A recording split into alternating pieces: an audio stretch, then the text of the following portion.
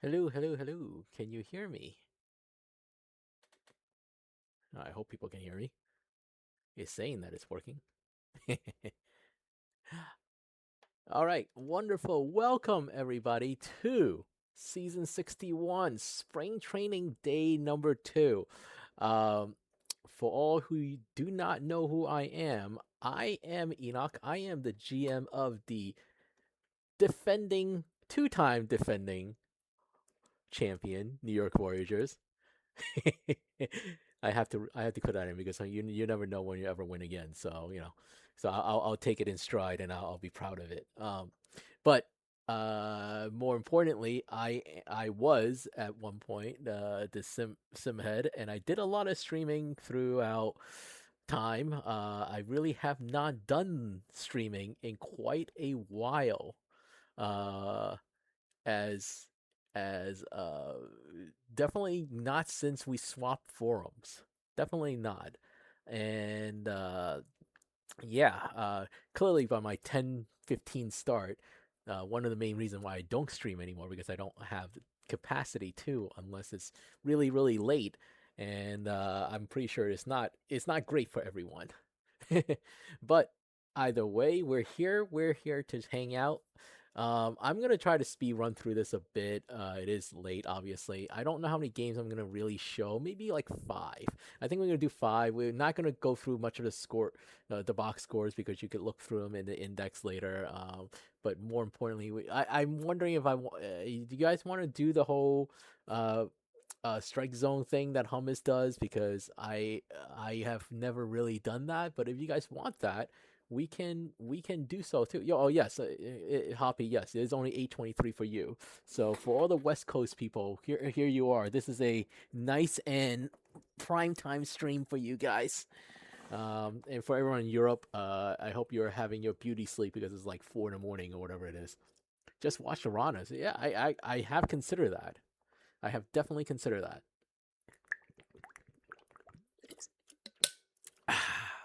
Okay. But I'm also here to field questions. Anything you guys really want to chat about with the league primarily, and but why don't we get things started? We are on April 5th. This is the start of the second half of spring training. Um, I think I think why don't we do this first? I'm gonna try to do the strike zone thing a bit, and we're gonna watch like a few games, hop around a little bit, and we're gonna quick sim a few days and then do the same. So we're gonna try to keep it short and keep it tight, and moving along. Um, Let me see here. So, let's see. So the game starts at 3-1-1. So all these games are gonna go first, and these games are gonna go later. So, oh, all right. So let's do that. Why not? Why not? Why don't we experiment? But if you have any questions for me or anything you want me to, you want my thoughts on anything, put it in the chat, and happy to chat because I don't really feel like calling games. I never do. This is how I always run spring training games. It's just me babbling away, as as usual. So let me see how I can do this. So I'm gonna start this. So we're gonna come in here. Let's see what games are on. So let's see. Then we're gonna come down here. Minor. Let's start the minor. We don't. Oh, okay. Well, let's watch Louisville and Florida first. Let's see. Oh, did I click? Okay. All right. Let's jump in here and see. Oh, let me check all my settings. Because no, no, no. And we're gonna go eek. Yeah. I also have swapped computers since like the last time we've done this, so this I have never streamed on this one before, so all my settings are pretty off. I think I have them set right on another computer, but whatever. And PB speed will be very fast. There's one more thing I wanted to do. No delay. Where are you? Speed. Super fast. All right. All right. Let's kick this off and let's see the Louisville Lemurs and the Florida Flamingos. Ask the booth, can you make New York Voyagers bad, please? No, but we will. I mean, we are in a state of retool, so I wouldn't really expect us to, win 70 games again or something, or at least maybe starting next season. But like that's like how the route goes. You kind of you can't, you can't stay good forever. But that's the ebbs and flows of the PBE. You can see, the crabs who, are it's Potato will tell you right now, asking me to make us bad. The Crabos are coming into their own, and this is their since last season their window have started, which is a good thing, or it means time is ticking. I don't know which one is. I don't know which one you want to think of as. Oh wait, where? Oh, actually, I need to do this. These are all disappearing. Okay, hang on. I need to fix my. They shouldn't be disappearing.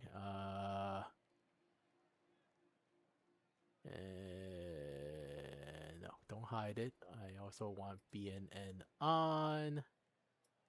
And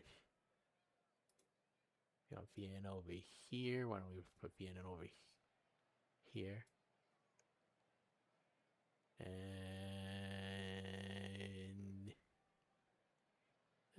let's try that again. All right. All right, that's a little better. So, stem check on the mangoes. 100% all the way through.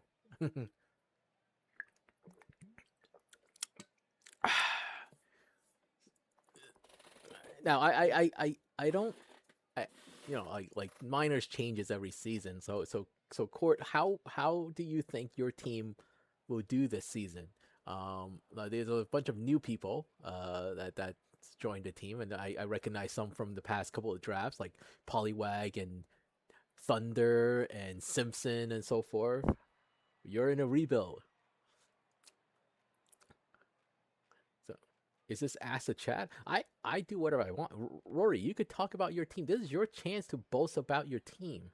I'm giving you, you're gonna fight for the last player spot. There you go. That's you see, that's what I love about the minors. It's just it. The reality is the best team and the quote unquote other than Rana's the worst team.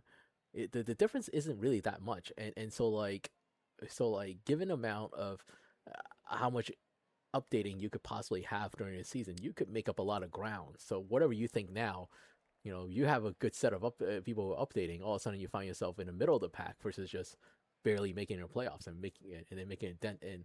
So. I think I do what I want regardless. So so this would be pretty much the same. Like if this was a daytime stream. There were a million call-ups this year, so a lot of folks are a little roster. Hey, like if everybody's new, then then it's all even. That's the way I view it. Yeah.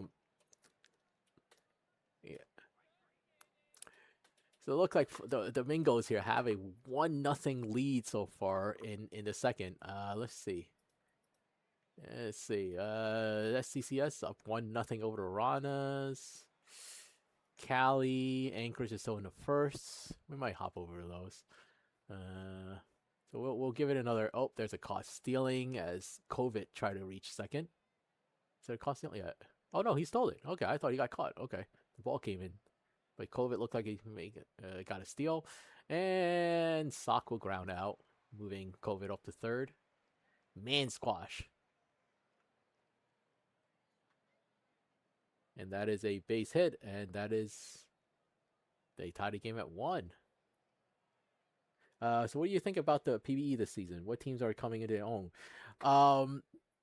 So I mentioned the Crabs before, and clearly they came in their own last season. The window started from last season. You could feel that as a good thing. You could feel it as the time is ticking now because your window only lasts for so long. Um, and but I think the other team to look for, a couple of teams to really look for, is Nashville and OBX. They are notorious for rebuilding really fast, and and again, this goes to just the experienced GM in Bailey and TJ and Zach and so forth. Um, this is a new experience for me. Like new experience in terms of what else. But anyway, I saw Nashville with some high TV. Yeah, Nashville. I think Nashville, from what I have seen, will go toe to toe with Detroit. That division is really up for grabs, and I do understand there is a lot of RNG that will happen for Nashville. So yes, they could totally be screwed, or they end up winning 65 and winning the division. So thoughts on so I think so yeah, I think Nashville. So Nashville is the team to watch for in the Champions Conference, and OBX, because OBX is really good, not just sneaky good, but they're really good. Um, so and and going on to the other, let's see, what's the second one? Well, actually, you know what? Let's go to another game before I continue on.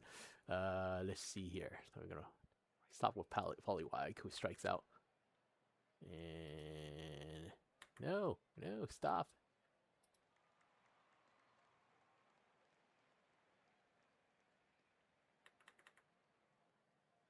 All right. No, why won't you stop? Escape. Okay, I have no. I like how it doesn't stop for me, like when I hit escape.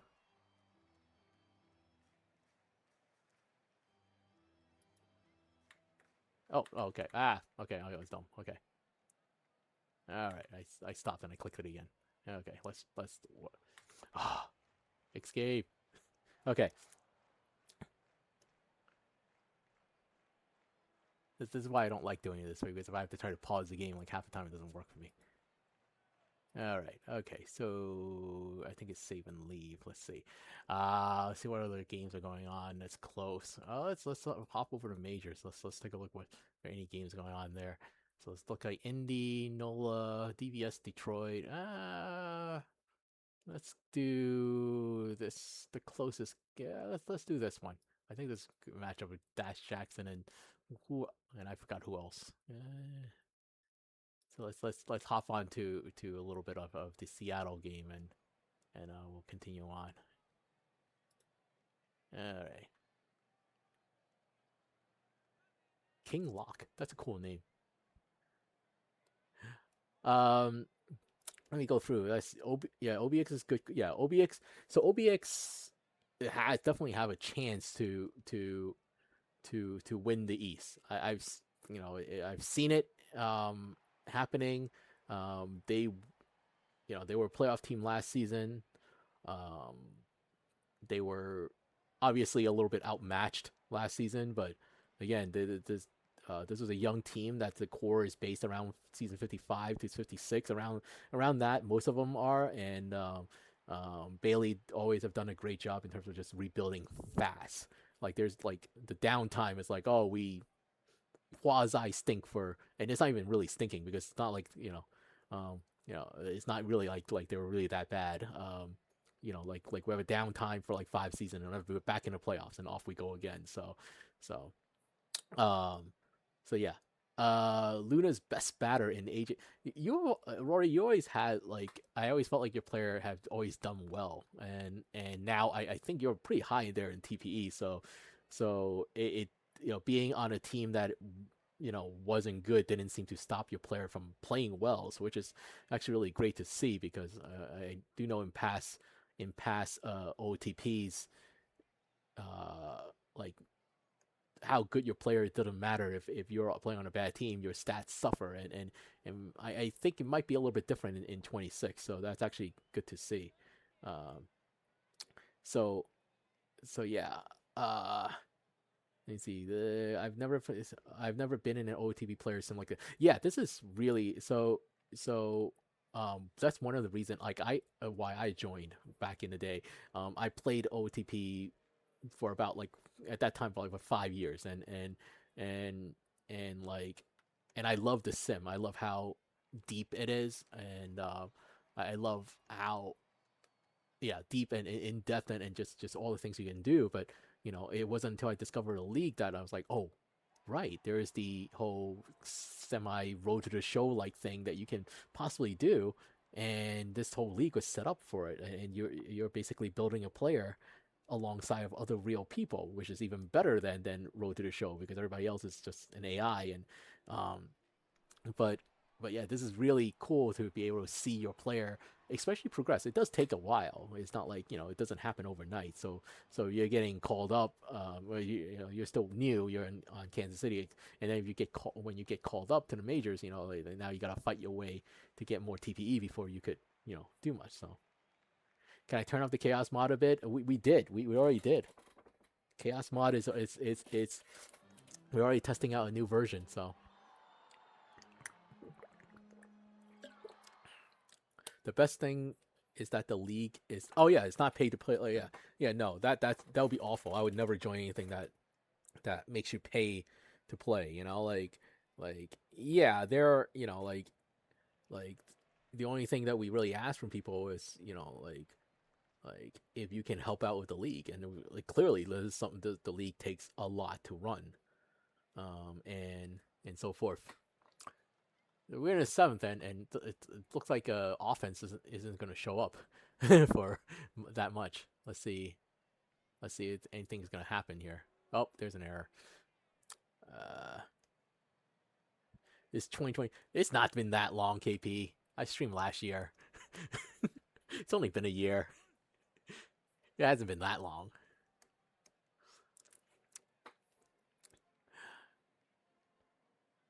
All right, let's see. Let's see if Seattle can tie this. If not, then we'll move on. We'll go and check out another game.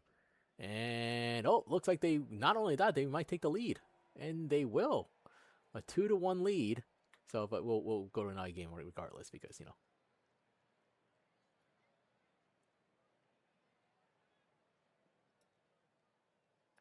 Eh, okay, let's see what else is out there.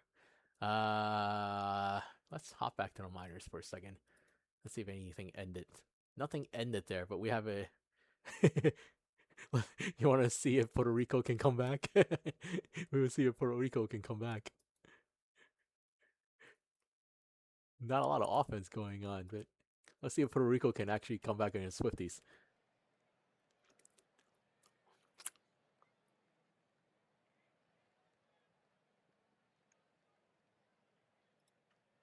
All right.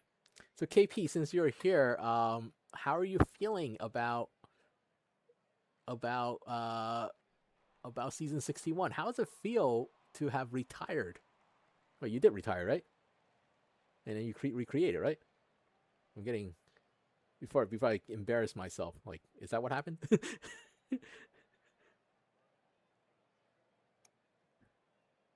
Yes, you're back. Yeah, yeah, you are back as Nostradamus. That is correct. Yes, I. Okay, my memory isn't that. Oh, look at that, Puerto Rico. Look at the frogs. Yes, pitching is its own little beast. Uh, I'm on my third pitcher, and it is really like it's interesting trying to figure out like how this all supposed to work. I think we have to like, if we watch this to the end, I think it would just end the day. But we'll just do that. It's fine. We'll but you haven't had the frustrating. Yeah, I mean, yeah, you get there. I mean, you have. I think what people have described to me is like when you lose and you have bad games, it's really all on you. And it looks like Swifty staying alive.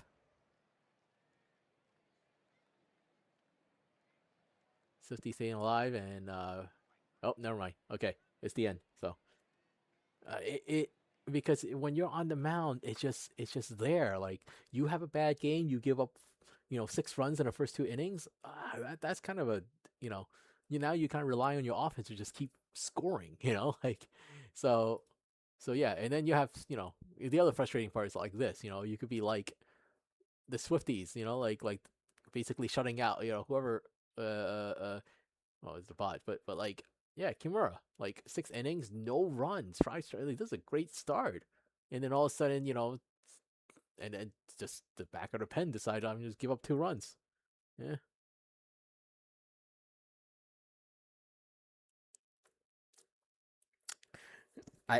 I I mean, hey, the losing in it's a skill issue. um, so, all right, so let's see. I think. Oh no, it didn't end. Okay, cool. Okay. Oh, good thing and bad thing because it's just gonna keep going. Um, so we got to bounce around a little. We have Louisville. Let's go here. Louisville and Florida coming down to the wire. So let's go to this game. Uh,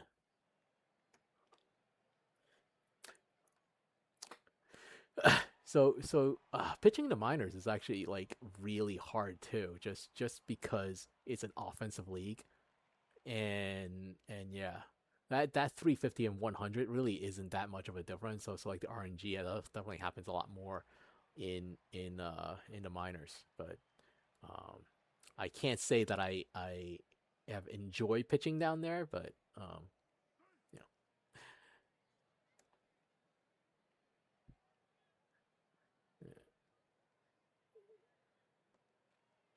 oh yes, yes.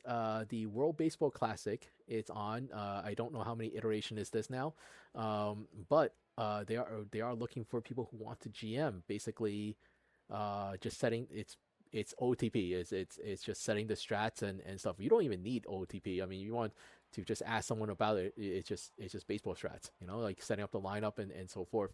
Um, Obviously I think it does help because I don't, there's the file and all that um, that you can look at. But yeah, um, oh yeah, the low P BABIP definitely just makes it. Yeah, the case does not exist in the minors.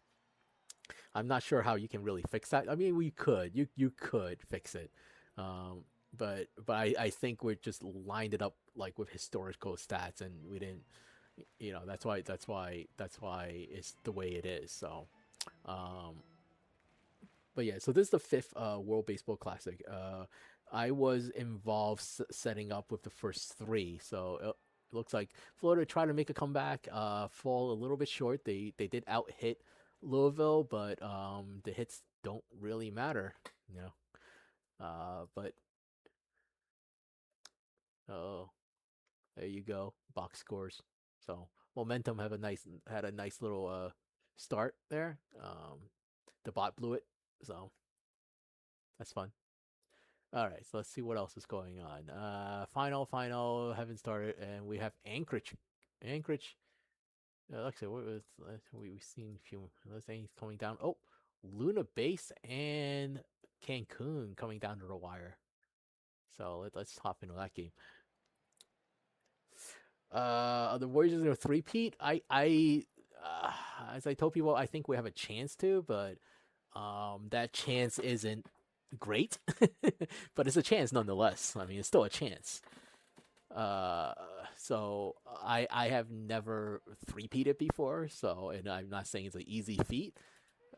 It's definitely not. We haven't had a three-peat since before we split the conferences. We split the conferences back in season 25, I think it was, um, and yeah, before that, the Scorpions were the last one to have won three in a row. Well, actually, they won four in a row, but um, those were in the late teens, and we haven't had that since the conference split, or you want to think about it, really the last expansion. So we have re re up on some players. We brought in some new faces, call up some new faces. It's gonna be a bloodbath in the Legends East. It's uh, it. is not new. The whole bloodbath thing in the Legends East have uh, been around for a lot of time. So, oh, there's a walk off. Wasn't even look. And this little gnome child walked it off with a two-run shot at the bottom of the 10th. It looked like they Lunar Base took the lead at the top of the 10th, and then gnome child with the walk off. So congratulations, gnome child. Cotsworth the win in relief, and Braxton with the loss. All right, let's see what else is going on here.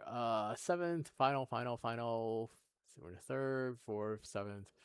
Let's go back down to our minors. Let's see if there's anything there. Let's just start at 5. This game has not started yet. That's the problem with spring skating schedule is that they're all over the place. So, let's go. Let's go Detroit DVS. Let's go there for the time being while we hop around. Um, I'm not gonna lie, like I would love to three-peat. I mean that would be, I've never done that, so here, so that would be a, oh my, what a throw. Okay. When is the next one? Dropping one. I have. We recorded one last night. I just haven't had a chance to post it. I'll post it after the stream tonight. But that's the next one. Just to warn you, somehow we made it to an hour and 40 minutes. I don't know how because because Hoppy can tell you. Like we looked down at the clock. All of a sudden, it's like, oh, okay, that was quick. So yeah, we could just apparently I can just keep going and just talk for 2 hours and yeah. Yes, we were talking about the old PvE logos. That's really the main crux of it. So we could talk about it here too. But yeah, like there's some a lot of the logos that you see now with teams were changed because of the merch store. So like their previous logos because they couldn't be used. Detroit taking a 6-3 lead now, so padding their insurance run a little bit. um, so yeah, like there's some really cool like there's some really cool ones that would have been cool just to see in the game again, and so forth. So yeah, KP, that's what we're talking about. Like, we need to. I think if you can find someone to really run the merch store, like to really take care of it, you know, I think there's some potential there for people to get things. So yeah, I mean I really haven't seen the merch store getting promoted that much. I seen some chatter in, people asking for things, but I personally have not gone there in a bit. But I think when Hoppy was looking, there's a lot of things that are sold out, and obviously, like I don't know how they're sold out. I don't even know how that inventory works. So, but yeah, there was a lot of cool logos and the sloths. The sloth logo from prior was really cool. Like we love the happy sloth. Um, the crabs logo, happy crab was really cool before they change it to this one. And I'm not going to talk about more on that. Um, so uh, you can't, you can't buy a Kevin Choke pint glass. I know. Like I think everyone should be able to buy a Kevin Choke pint glass. Look at Detroit. Okay, look at this one's coming to the end. Let's see if DVS can scrounge up a couple of runs here.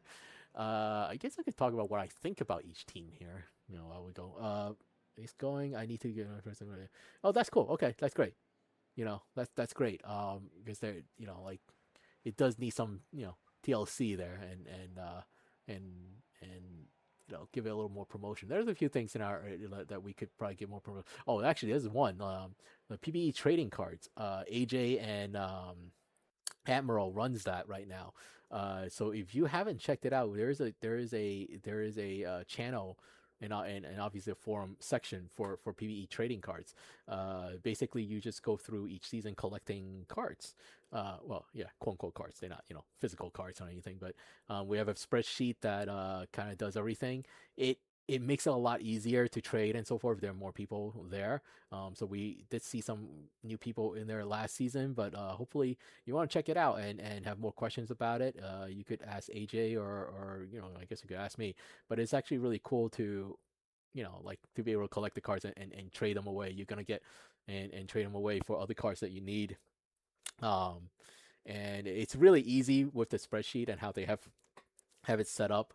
You really only need to click a few buttons to kind of claim everything now. So uh, that hasn't been a mini league balance schedule true for with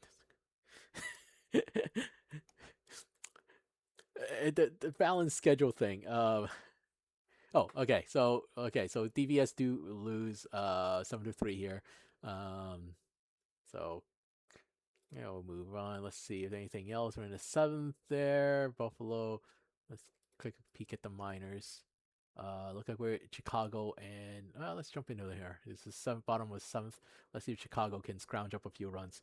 For anyone who doesn't understand what KP talking about balanced schedule, we we have been running with two conferences and in the majors, anyways. Uh, oh, okay. I guess Amarillo is gonna up their lead. Billy Bob Thornton Jr. 2-run shot. Um, we have the majors have been since the split of the conference. There are two conferences. Which I mentioned before in around season 25. Each conference have two divisions, both an East and a West.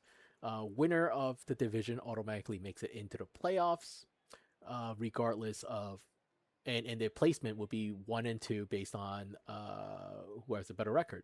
Now the wild cards, the 3 and 4 team, will always be even if they have a better record than the division winner of the other division, they would be the road team because they will get because the other team technically have the number two seed. So, um, and because of the split of the conference and there has been questionable much how good each division has been over the course of the last 20 plus seasons. People are kind of strength of schedule, so so it's always been like, well, how important it is, how important is it to have divisions and conferences to create rivalries? Is it actually creating rivalries? I actually don't know. Um, uh, versus having a more balanced way. Let's say just straight out best records make the playoff 1 through 8 regardless. And everybody plays each other the same amount of time, so it's all fair and good. Uh, I I mean, I'm not gonna sit here and say which one is better or whatnot. I think everybody has their own opinions. But we'll see what happens. It look like Chicago is making their way back.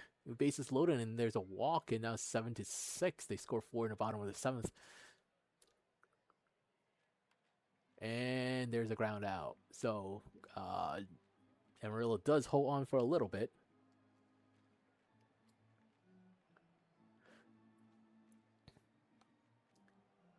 And Dillo is trying to get a little more insurance run.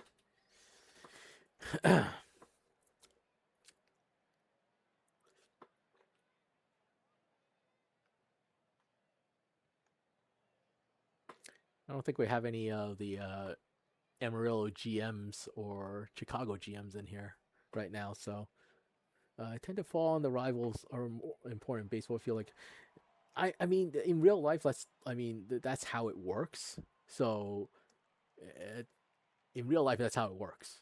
I mean I mean the Legends conference has been in some ways very similar to the AL in some ways because there's the AL East who has been relatively strong with multiple teams that are strong, and then your AL Central, which kind of been mediocre for the most part over the last 20 seasons, and like if those teams were to exist in the East, they probably won't sniff playoffs. So the question is that fair, or not? I Obviously in real baseball, there is the money aspect of it, the division and the rivalry, all that creates this. So, oh, oh my goodness, Amarillo has 21 hits. um, so yeah, like, but yeah, I think everyone will always have an opinion on that. But the question is, we are a sim league in the end. Like, no matter how much a team wins, you're not generating revenue for anyone. The team isn't more popular because of that. Uh, so so we mentioned we talked about there are players who, and maybe it'll be the same either way. Like, there's some players who have never seen, they played multiple players, never been to the World Series. They barely been in, or some people just haven't been in the playoffs an entire career. Is that, our system holding that back? Or not? I've no idea. So so in the end, is it fair and good for the league in the long run? That's what it is. Is it fair and good? Um, so I mean, I think you could argue it from both ways. This is why this argument has happened. This is not new. This argument's been happening for 30 seasons. So since the split of the conference, people already knew, like, there are some there are some that are going to be better, um, and there's some stuff that hasn't really changed over the last 30 seasons. So so I understand, people's frustration on that, and hopefully they just, in the end, they don't want to see their players get screwed over, and I totally get that. I've been at this for a very long time. I've been on the receiving end of things that the ball bounced for me, and it worked out in my favor because of that, and I've been screwed over. And I mean, you want to be able to limit that to a degree.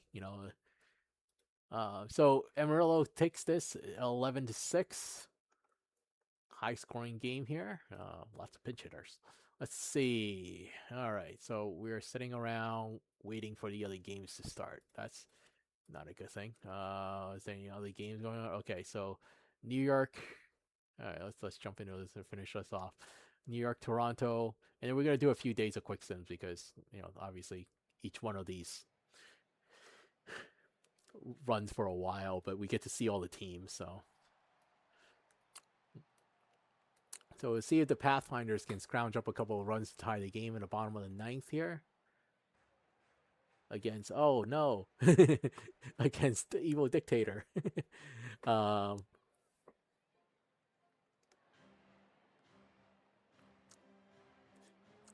okay, so he showed up in the playoffs last year, so I'm hoping he can show up for the regular season.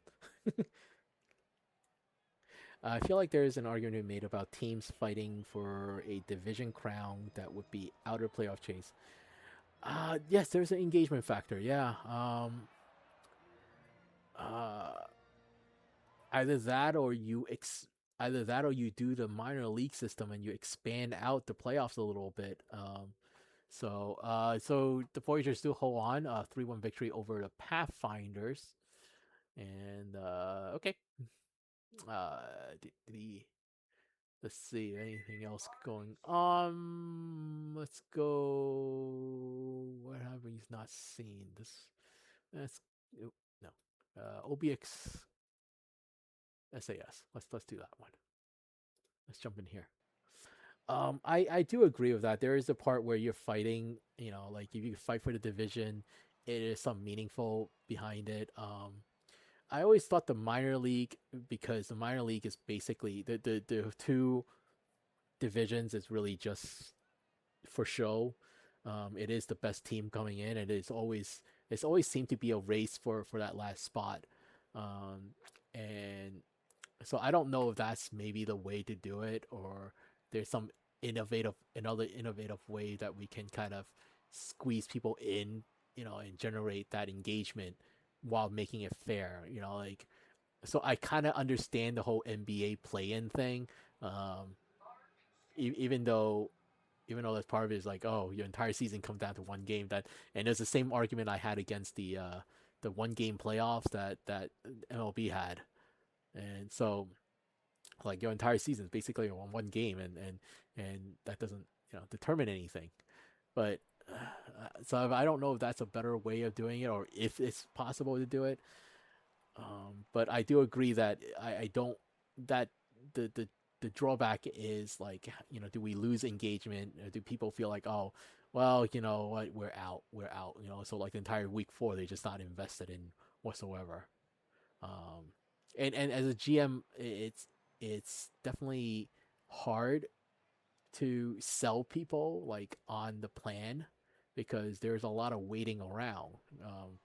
Let's be real, like teams who have started a rebuild, like the toughest thing you're trying to sell people is like, yeah, we stink now, but in 5 seasons, when everybody gains like 600 TPE, and the team is going to just be unstoppable. But again, during this time, it's just going to be kind of like an it's not going to be that exciting.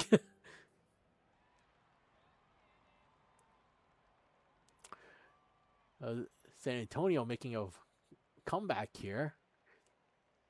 The 2 on, no outs, and they ground into a double play.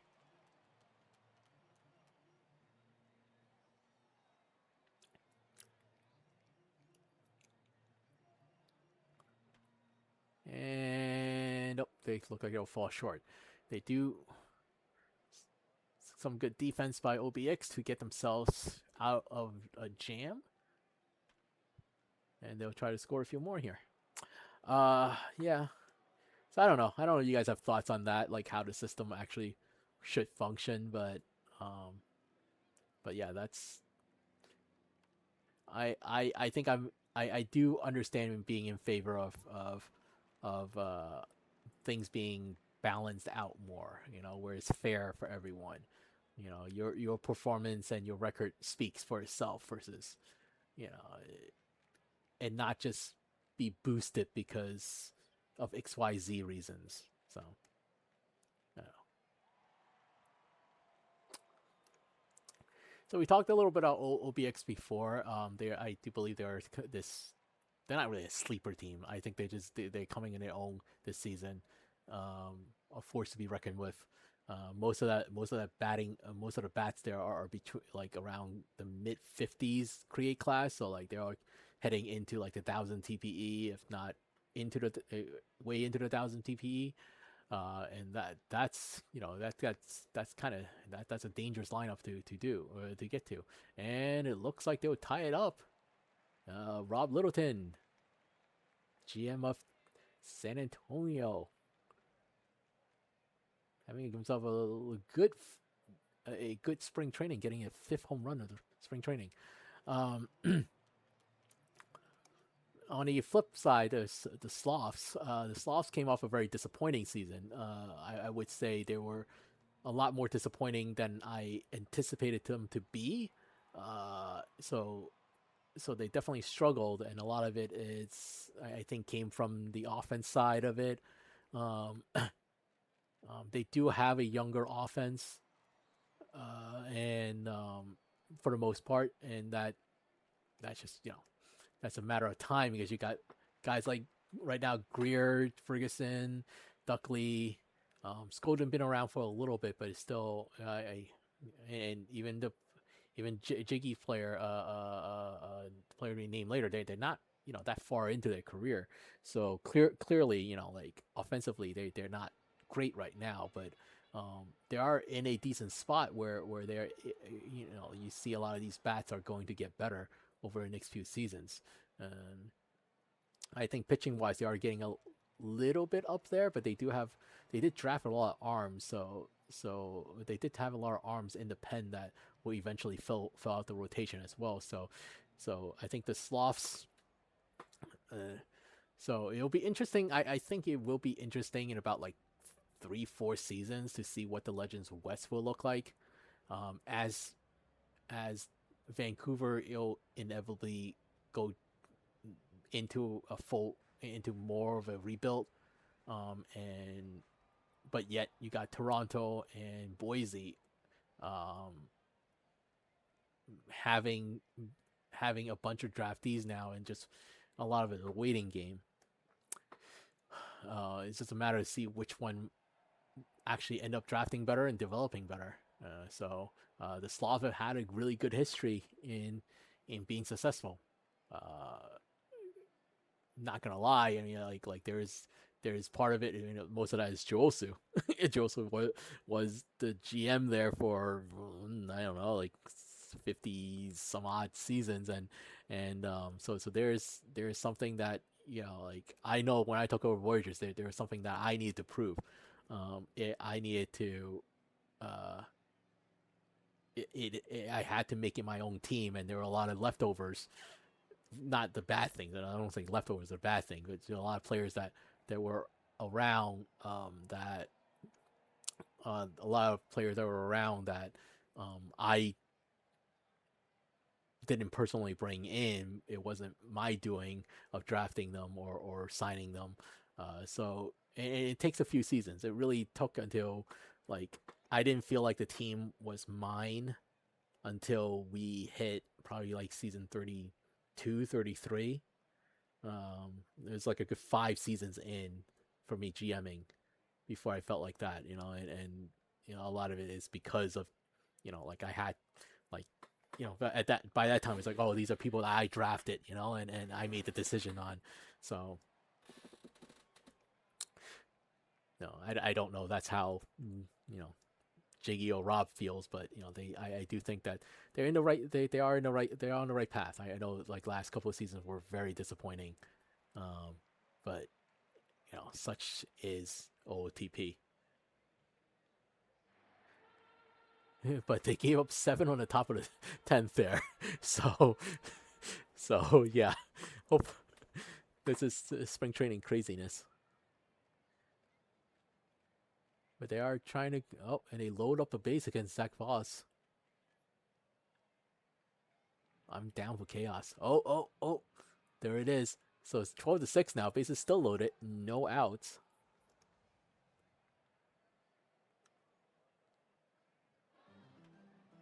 And there's a base hit. So it's 12-7. This is peak OTP right here. It's a sack fly, so it's 12-8.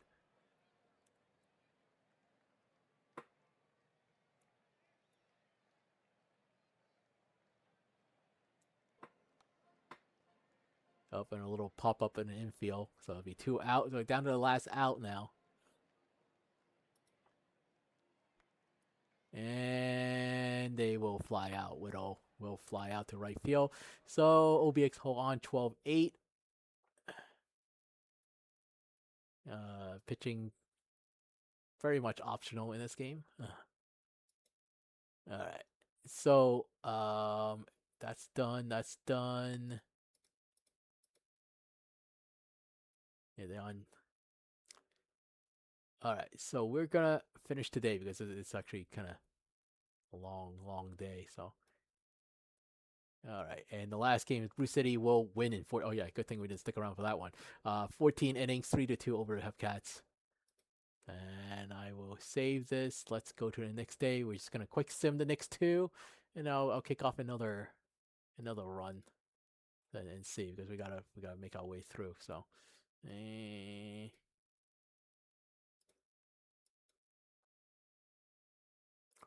we'll just quickly go through the scores here. The Aviators win their 9th in spring training, beating the Boise Raptors 4-1. The Sloths win over Surge 5-4. Vancouver beating the Voyagers 2-0.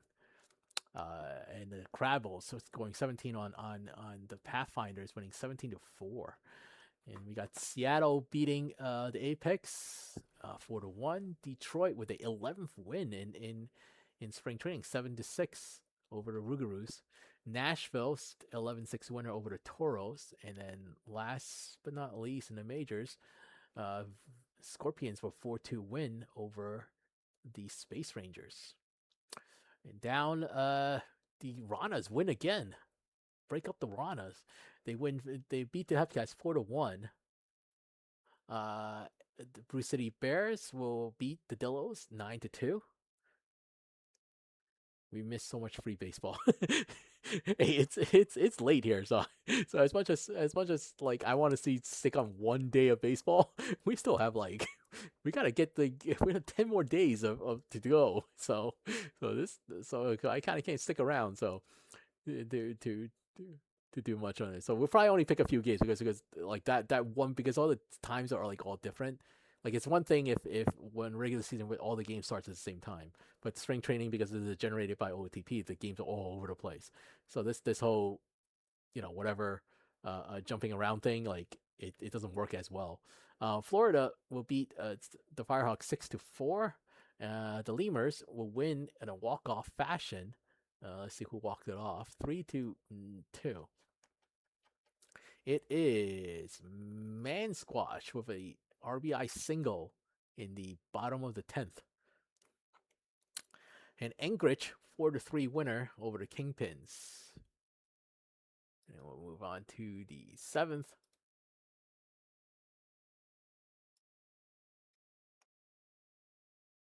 Save the game here. And then we'll quick sim today. And hey, the Voyagers will win the 11th in the spring training. 6-3 over the Sloths. Raptors 4-3 winner over the Pathfinders. Vandals 8-6 winner over the Crabs. And Buffalo will beat the Aviators 3-2 in 10th innings. Detroit is a 4-2 winner over the Apex. Scorpions 9-4 victory over the Rougarous. Luna Space Rangers 10-2 victory over the Stars. And the Serpents 7-3 winner over the over the Toros. Down in the minors, we'll have the Dillos winning, scoring 8 runs between 8 and 9 in the 8th and 9th inning over the Hepcats, beating up their bullpen a bit there. Lemurs with a 4-2 victory over the Ranas. Kingpins with a 7-4 victory over the Mingles. And Bruce City wins their 7th of spring training, 4-2 victory over the Wheelers. And the Swifties, scoring 7 in the bottom of the 8th to win this over the Firehawks, 9-3. All right, so let's kick off another round. So we got more baseball going on here. So let's start this and let's see what games are actually going on, if any. We got DVS for some reason. DVS Nashville. Okay, we'll start on that one, and then we'll probably maybe speed up time a little bit. Come on.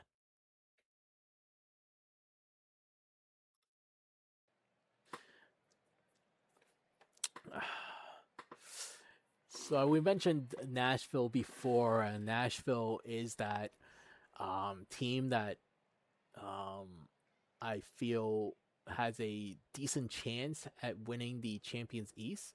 I think maybe Detroit is favored a bit, but Nashville perhaps there's a little bit of a boom and bust, but I do think that they have a good shot at winning the Champions East. And they'll be in a dogfight with Detroit all season long.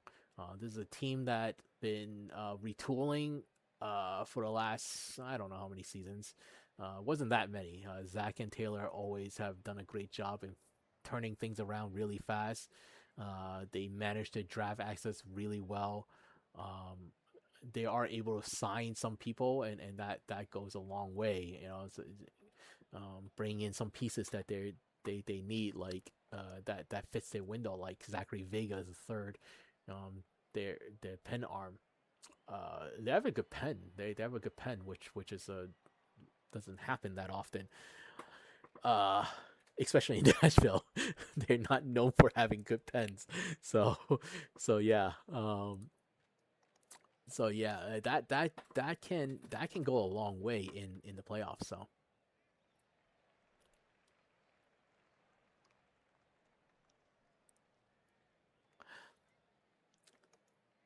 I think DVS is at a spot where the inevitable rebuild is going to come. Persiman and Redria, Persiman have been doing this for a very very long time. Kind of clockwork with DVS. So yeah, their team is old now, but they will figure and then they rebuilt and they will rebuild very well. And this is a team that the bulk the core of this team, they are all part of the four straight World Series appearance, which says a lot. It's you obviously need a good team to even be at that spot, and but to make it to the World Series four straight times, that's not an easy task to do. I do understand that there is a lot of randomness in playoffs, uh,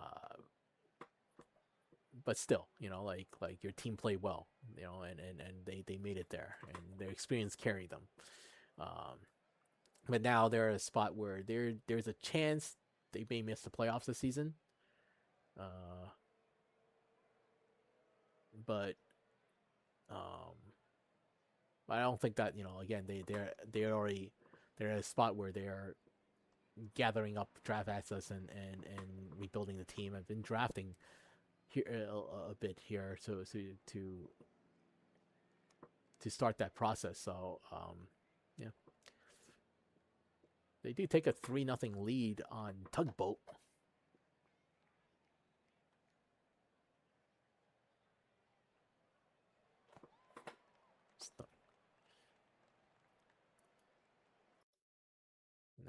Nashville. Oh, it's TJ. That's what I thought. Tugboat with TJ. That's what I thought it was. Okay, wasn't wrong.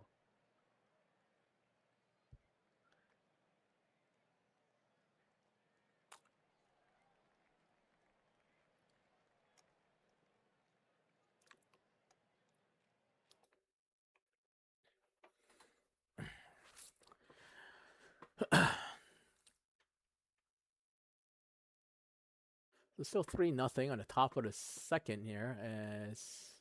Sorry, the bottom of the second here, as Lumber will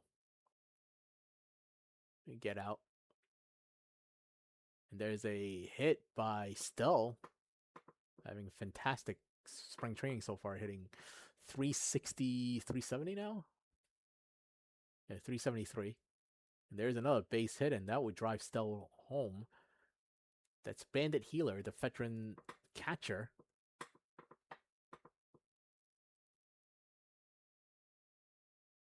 Lawn Gnomes will strike out.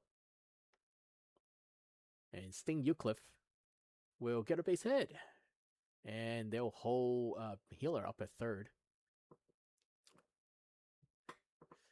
And Laser Show will ground out into a double play to end the top of the third.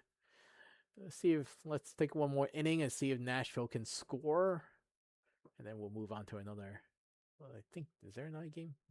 Let's see. We'll take a look after. Base hit by CJ Levine. Ethan Shadow, the veteran who signed who played with Buffalo last season. I think Buffalo. Um, Playing DH for the Stars. Gets a base hit. Runners a corner. No out. There'll be Slade Gray coming up. And that is a base hit. And Nashville gets himself on the board. 2 on, no outs. For Lincoln Mercury, which is a great name, by the way. Fantastic spring training. 345, 13 RBI so far, and that is hit deep, and that is gone. That wrapped around the pole, and now it's tied at 4. One big swing from Mercury ties the game up. There's still no out. Unfortunately, John Whitman getting beat up a bit in this spring training. K to walk is great. The K is actually pretty decent. Just I guess it's either a strikeout or just giving up hits everywhere. And unfortunately, another hit, and that's one out, one on, and that will be Michael Munson grounds out. Fidel Valor the third coming up to bat.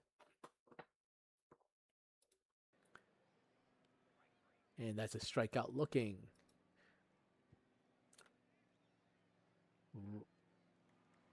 Rule. I think that's how you say it. Flies out. You know, Monsieur coming up. That's a base hit. That's the 10th hit already. DVS. And Monsieur will get a stolen base.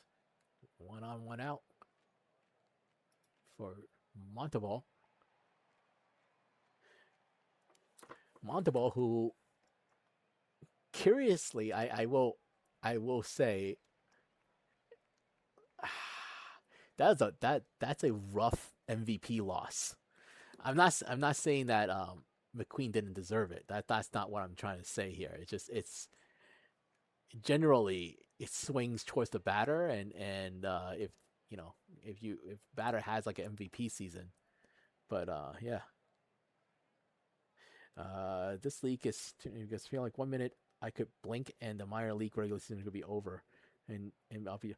It does go really fast. So it is the full season. Oh, the regular season is only 4 weeks. So really, and we start next week, and like a month after you're in the playoffs, and then that's when the scouting kicks up a notch, and the drafts is starting, and so forth.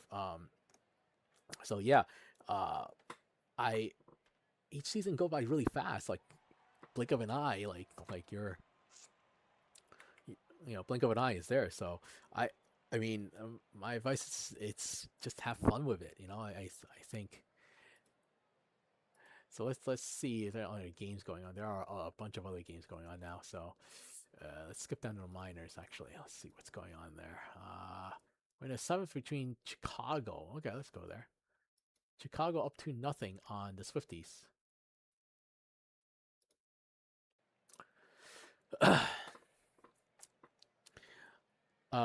Yeah, so the timeline for this league, the full season from off season to off season, it's about it's 7 to 8 weeks. So helps if I actually start this.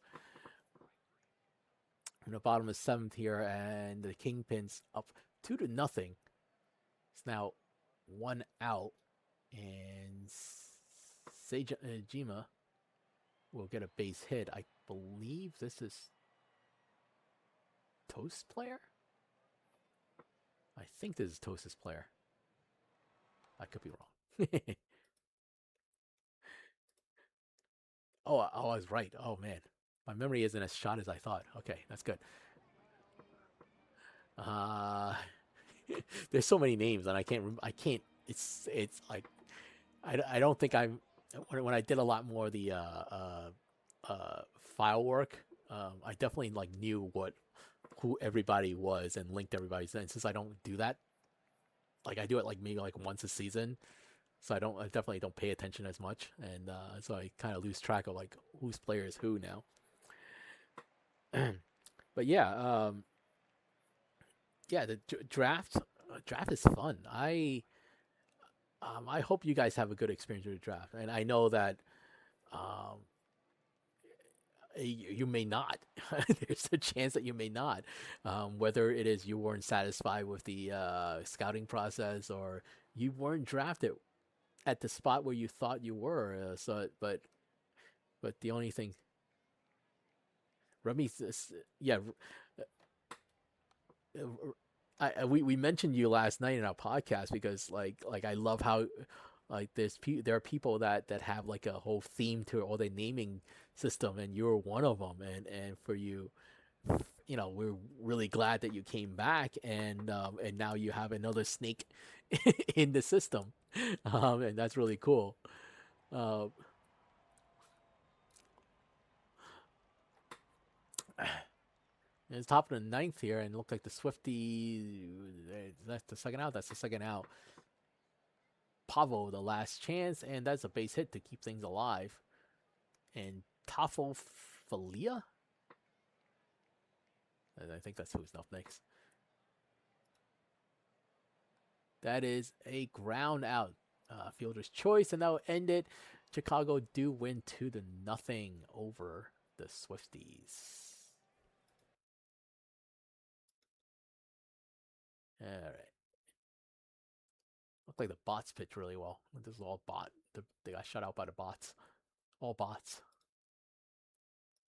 All right.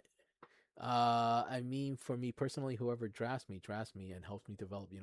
No, yeah, though that's the whole point.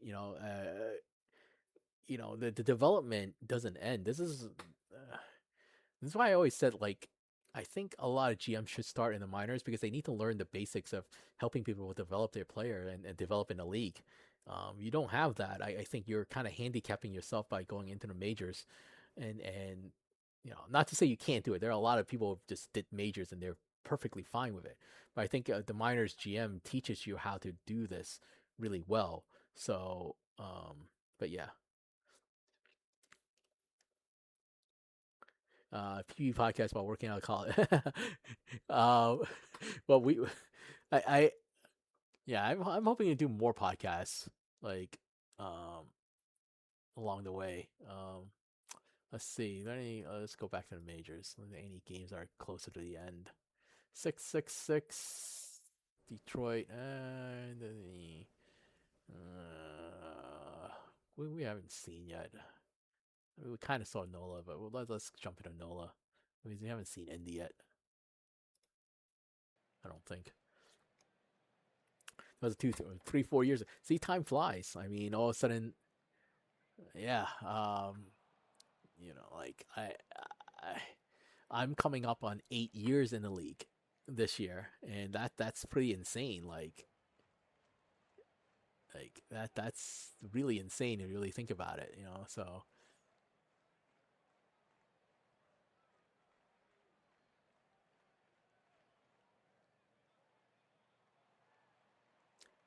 that you it's oh so it's Sydney Johnson. That's your player. Or did I it was oh did I misread that? But I think that was you. Look at that. We caught you at the right time. Okay. um. Oh, Griff Manzer. Okay. Oh no, that was a person at bat. Never mind. Okay, I was like, I think you're starting this year, right? You're starting as their. If I remember from their lineup, I think you're the fourth starter. I could be wrong. But no, up 4-1 now with another RBI by Lefebvre, e- Evox player. The unpronounceable last name of the Lefebvre line. It's stolen bait by Boucher, Bobby Boucher. Oh no, I'm sorry. Evox player got the stolen base. So Boucher walks, and now Jordan Love gets this one to the kind of deep, but it does move the runner over to third, runner in the corner to out for Callahan. Callahan was traded here from Indy this past offseason, and they'll ground out. And now Indy will have a chance to try to cut into this lead with Santos Garcia, Dave Babaperson, and Monstar. And Santos Garcia gets lead things off with a double. Dave Babaperson, the shortstop, I believe they just got called up this season. Ground out. It does move the runner over to third. And Monstar gets this one deep, and that is a sac fly, so it's 4-2. Timothy gets a base hit, 2-out hit, and really? Why is Smitty in? I guess this is one of the things because the catchers don't get day off. They're so tired. They started the pitcher at catcher. Oh my goodness. That is great. Smitty is playing catcher. Okay. Oh my goodness. Uh, Robinson was out and Johnson strikes out. And Air Jordan, who just got called from Kansas City this past off season, will strike out. Back to the top of the. He's doing a decent job. Yes, yes. It's actually kind of amazing how you don't really need a catcher sometimes. Like, it begs the question: like, is a catcher really that necessary? But that's a double by Goldberg. McKinney will strike out. Power catcher. What you could do power? I am not stopping anyone from doing power catcher. So, so if you didn't know from last season, and Seattle, Seattle actually they signed an inactive, thinking because they were listed as a catcher and they needed a catcher. Except they made a mistake and not realize that the person actually like whole arc while they listed as catcher is actually an outfielder. So that person had like no catching experience whatsoever. Since it's inactive, there's nothing they can do about it. And and clearly because uh, uh well with McQueen being in so high PBE, and I swear regression makes you better. Um, Clearly, is it needed? Because he won pitcher of the year, he won the MVP by having a guy who does not even know a first thing about catching. So yeah, um, you may have a better value as a power catcher. I don't know. I don't know.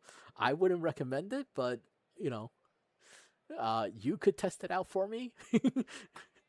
Because I'm sure there'll be enough of there'll be somewhere something along the way that will happen that you're like, oh, I really wish I actually had a catcher here. So, all right, so New Orleans has had a 5-2 lead, and we'll jump to a next game after as looks like Santo Garcia with another double. But we'll jump to if it will let me.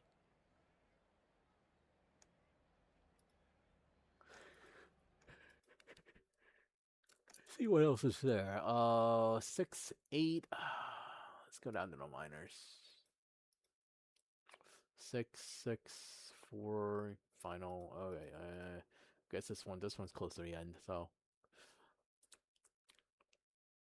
the Voyagers OBX. Voyager. I mean, you could say like for the argument for divisions. I mean, you could see OBX New York. Um, I would venture to say that this is a rivalry, dating back. I mean, both teams been around forever. Um, Definitely the case back in the late season's 20s. You know, when New York won a couple, then OBX followed, winning a couple.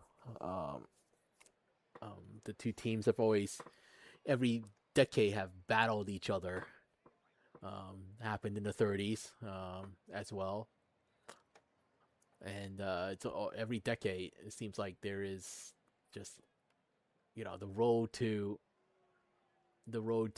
the Legends Championship has to run through New York or OBX, and at a lot of stages. Uh, so I can see the argument of like, if you want to keep these divisions around, these teams play each other more. It does develop like a rivalry, like a real rivalry. I mean, is it really? I don't know. I you know, yep. And that will be it. New York not a lot of offense in this one, so OBX win this 4-1 on 11 hits. And okay, Moose taking the loss here, and Kingman taking the win.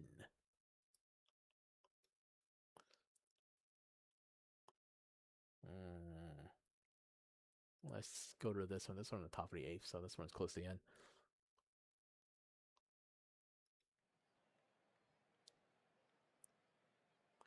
So Providence up 5-4 right now on as Carlos crashes on the mount trying to keep this close. And he does. Striking oh yeah. Striking Hurricane out. The bottom of 8th here as Dr. Hubert Melbeck comes in and strikes out Les Godin. Stetson Larmy will ground out. And Rob Littleton will strike out as well against Justin Ferb.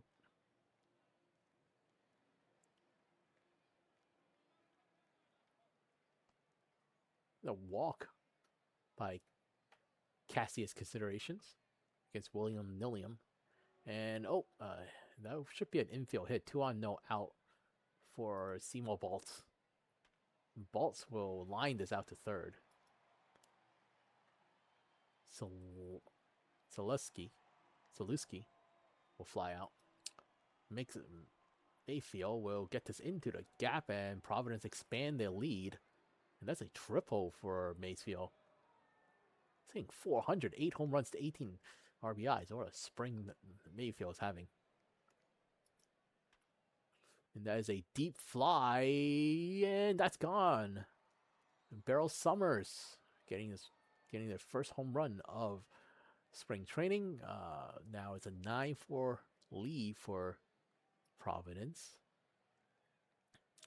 And that's a walk for JD Pants. Back again, and that's a ground out to first. So the inning finally ends, and San Antonio down 5, trying to see if they could make a comeback, and that's a good start. Greer with a single up the middle. Duckley Jr. will get a base hit, so 2 on, no out for Ferguson. And a strikeout for Ferguson as Whittle comes in. As off the bat, and that's a pass ball for Cologne. And that is a base hit by Whittle, and now it's 9-5, 1 out. Runners at the corner for Jerry Mander. Mander will line out to center, and that's enough to bring in a run. 2 outs, 9-6. Player to be named later coming up, and that is another pass ball as Whittle makes it down to second. Player to be named later hit. Oh, and that is an infield hit as the second baseman cannot corral it, but I don't think it's an error. And that is a hit to the gap by Skolden, and it's now 9-7. The winning run is at the plate by Stetson Laramie. And that is a deep drive, but it's caught in the left field. Oh, that was close. But so they fall. The comeback falls a little bit short. 9-7 victory for Providence. Bullpen did not help out San Antonio much there, unfortunately. Let's see. That's final. Well, I just haven't started yet, so let's go down to minors. We're in the 9th. Cali, Puerto Rico, the defending champs.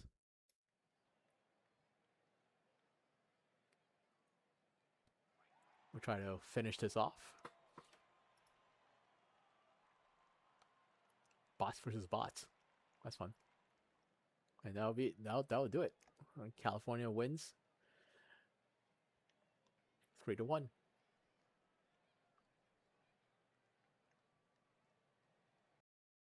I mean, how there's 2 New York teams, but I am actually near Buffalo. I mean, New York is huge. New York is huge. So, I mean, yeah, I mean, between Buffalo and New York City, you're talking about, what is it, like 10-hour drive? So it's not exactly close. It's like a 7:35 games that not start yet, but I think there are other games here. So let's jump into Vancouver. I think Vancouver is the only one. So in the second inning.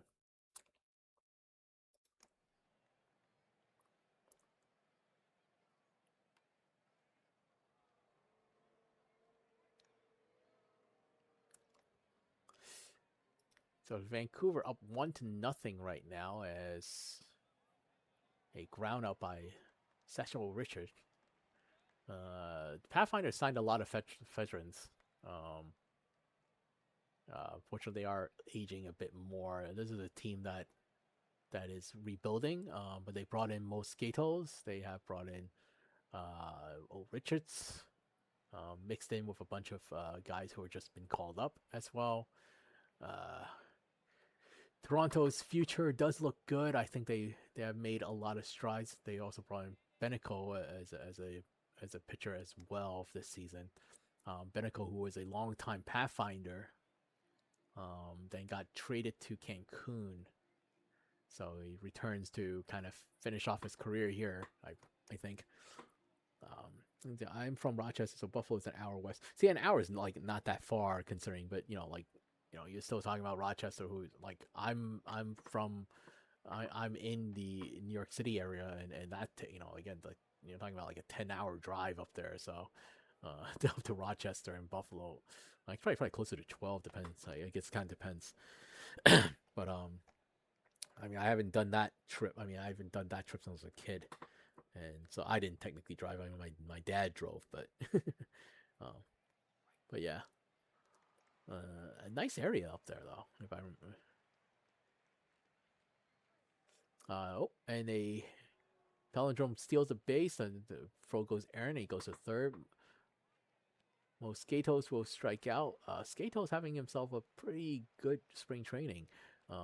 Mosquito, former Voyager, former Serpent, former Apex, have had a pretty good career. Um, like I felt like he was a former Voyager, and I do love him to death, and he was a big part of the when he was a rookie season 51 Voyagers World Series, as a rookie bat carrying the lineup, um, in production going into the World Series. So that always kind of amazing. Like it was like I don't know, 400 TPE at the time, and kind of just having a really hot playoff. So it was really cool to see.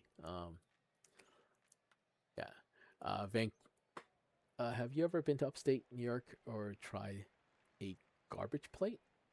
Uh, I I've been to upstate New York. I don't know what a garbage plate is, unfortunately. Uh, so I guess the answer is no on the garbage plate thing. Vancouver now up 3-0 as an infield single happened for Van Caliente. So this Vancouver team is on the older side. Let's be real. The core of the team was really between the season 48 and 50, and their window, and their window, uh, they still could make playoffs. So I really, but they have gotten older, and they have looked to rebuild, and they do have some younger pieces in there. They have call up slugs. They Jacques Jones, whatever Lumosity's player name is, still on the younger side, but so they will see how they would do as they continue to rebuild, and bring in other pieces. Helmet Scott subscribed with Prime. They subscribed for 67 months. Wow, jeez. I well, I consider you a friend, Helmus. I don't know. I the hostility. Oh man, I've always considered Hummus a friend. Is two white hots what we're known for? Uh, home fries, aka tater tots, and beans. That's one of many variation of the garbage plate. Oh, okay. So it's basically tater tots and beans. Okay. I can't say that I've ever had it or actually heard of it, but yeah. Old Man Beans is on. Yes, Old Man Beans, Andy Beans. You have had a pretty decent career, Court. Andy Beans. Vancouver won the World Series 3 seasons ago. Um, which actually broke a very long streak of them not winning World Series. So I was actually really happy for them. It's a lot of hard work rebuilding this team that started in really in like the mid season 40s, to I should say late season 40s. Cody took over and did a fantastic job in bringing in all the players, and they were a force to be reckoned with. Uh, um, in the peak season, I do know that obviously they fell short um, a few times, and they finally broke through in season 57. I want to say it is no 58, 58. So after I changed arc to control, I pitched one. Yeah, yeah, the render got screwed up. The renders got screwed up from last season. So um, I think Dame's gonna have people resubmit their renders because somewhere along last season it got screwed up. And so nothing we really could do about that. Oh, renders on eye, so you know what they say: keep your friends close or your enemies closer. Okay. Well, I don't know. I keep you at the arm's length, so I guess I don't really consider you an enemy. After I change arc to control picture, yeah, so here's the thing with I am convinced that there are players that will do better as a certain arc versus another. And obviously you don't know that, and there's no way for anyone to know that. Um, so I'm so convinced by it. Like there's some people who like if you do an arc change, it can hurt you dramatically because I think the sim likes you more as the other arc. That's what a closer is. So so so you put your enemy as your closer. That's the lesson here. Whoever's your team closer is, they're the enemy. Vancouver's up 3-0. Let's hop out of here. We're gonna hop out of here and take a look. Buffalo's up 5-3 over. Oh no, it's 4-0 now. That's a home run by Lansdale. All right, let's hop out of here. Let's see what other games are going on. Let's check down in the minors first. That's done. That's not even close. So okay, we're not gonna bother with that. That's done. Let's jump here. So Buffalo, Boise. Two teams are rebuilding. I think Buffalo's a little bit closer than Boise in terms of finishing their rebuild, but uh, you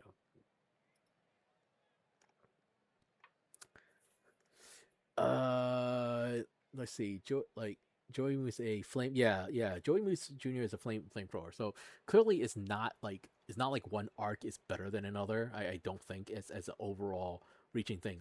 When we have tested at peak, all three arcs perform very similarly in terms of output. Of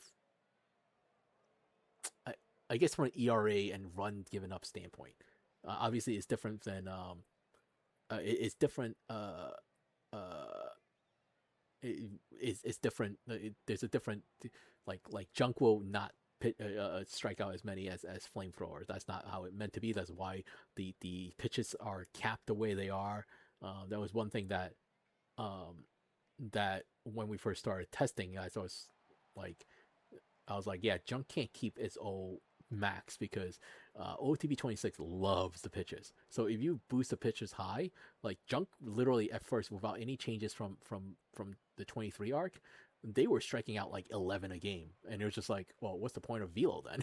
Like, there's no point in velo. So that's why we cap. So the pitches were much lower, and the efficiency behind the movement and the P Babbitt were much higher to kind of offset all of that. So, but at peak, they all kind of tested in terms of the same output in terms of again efficiency. Not the nitty gritty, individual stats, but overall your ERA and your whip and so forth.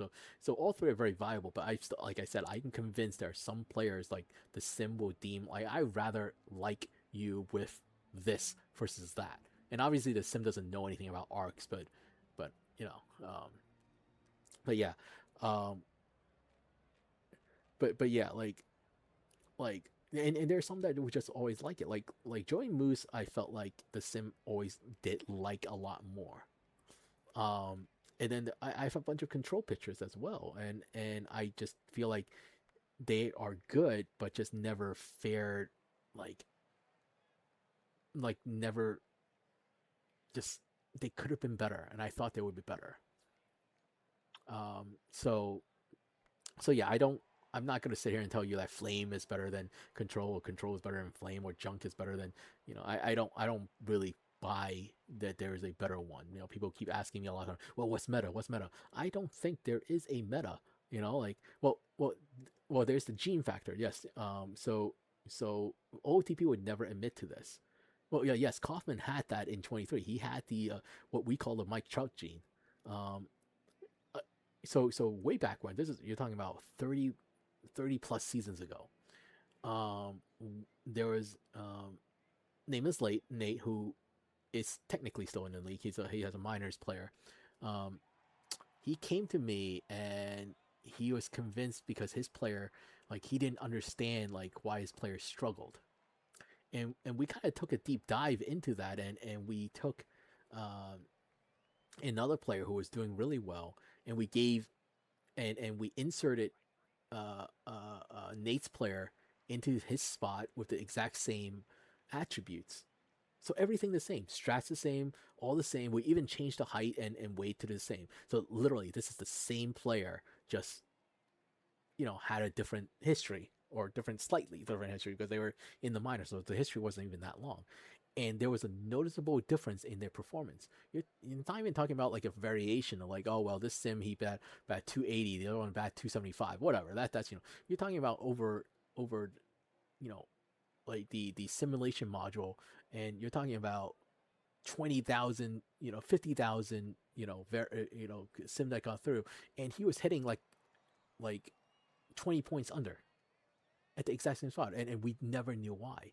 And it's just like, and so that's where we have reached out to the devs, and we're like, well, is there such thing as a, we called it a Mike Trout gene, like some players is better. Now they denied it, but I think there is. I think there's something in there that like will inherently make someone better. And perhaps it's not just that's not just a factor. I think there is, there are a lot of things that goes into it. I actually think the history of the player matters. How so based on that experience with Nate, how we create players now, and how I have structured at the time, how I restructure how everybody kind of works, uh, happened. Like, when you create a player, you're 20 years old. You're 20 years old, and there's no difference. You can't pick your age. There's a reason for that. Like this is my way of clearing out every variable possible. We have a template of a player that we clone from, so everybody's technically cloned from this one template.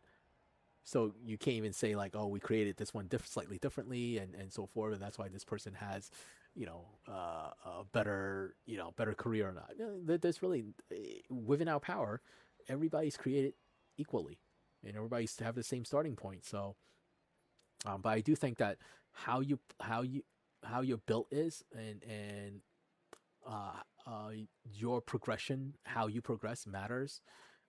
But again, I do believe that there is some intangible in there. Whether you want to call it a gene, you want to call it just whatever you want to call it. Uh, I think it's there. But so, well, let's see if the Raptors can. No, no, they can't.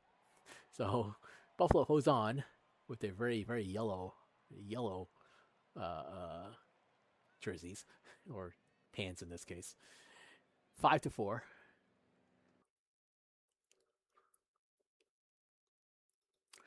So yeah, if you're doing well with your player, or like you're doing better than you expect, like, I wouldn't mess with a good thing. don't don't don't sit around thinking, oh well, I'd rather be a power hitter. Or I want this arc instead because I want I if you're doing good, just leave it, because there's something about you that you like. Like, don't take the chance of like, oh, you think that Sim would like you better. That's not how that works sometimes. So yeah. Um, Again, it kind of depends what you want from your player. The Buffalo Wild Wingers, if they are Buffalo Wild Wings, so they're. All right, so we're done for today, I think. And they came back. Never mind. The Anchorage came back. They were up like they were down like they were down a bunch before. They were down. All right, no, can updates be bad? Like adding TP? I don't think it can be bad. I just I do think there's I think how like not so much at peak, but the lower TPE when you first get called up. I think how you invest, like which route you invest, uh, I think that matters. Um,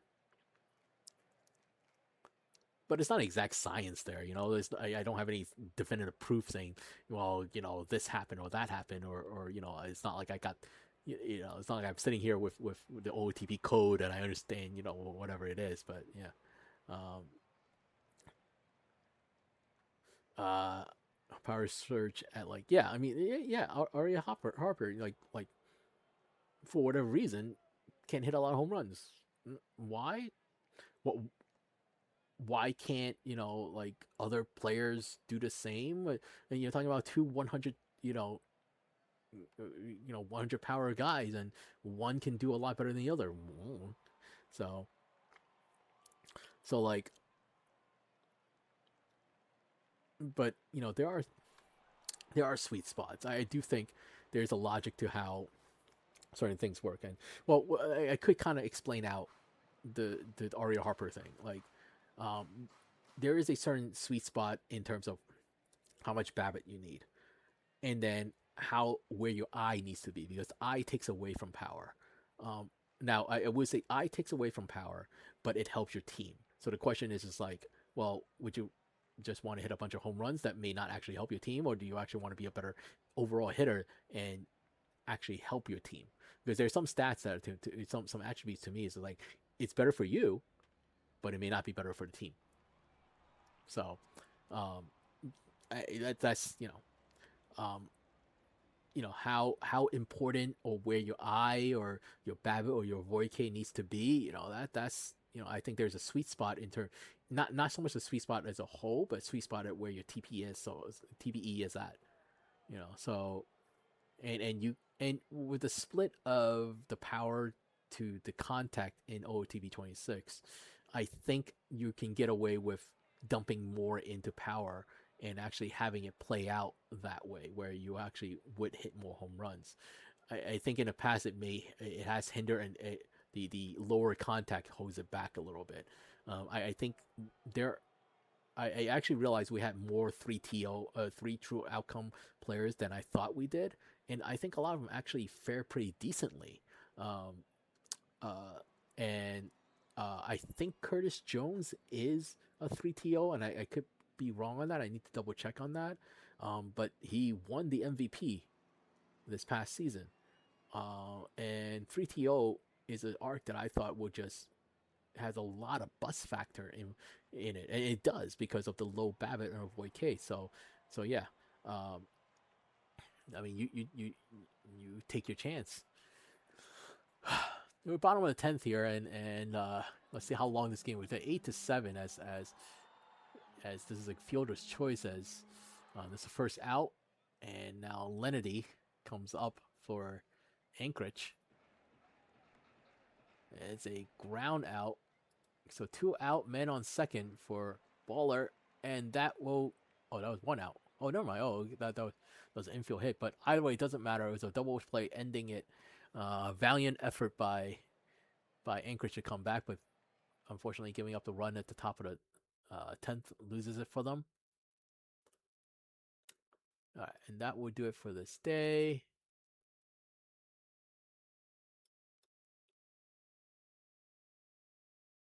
And we'll just. Oh wow, it's like midnight. Okay, so let's go. Let's go through this. So much for a shorter sim. Um, the autoplay all. So just go through a box score over the next few days. I don't know. All right, Providence win 4-2 over the Aviators as Buffalo win over the Voyagers 9-2. Um, Raptors 3-0 shutout of the Vandals. San Antonio is 6-4 win over the Pathfinders. Indy 9-2 victory over the Scorpions. Nashville win the ninth of the spring training 5-4.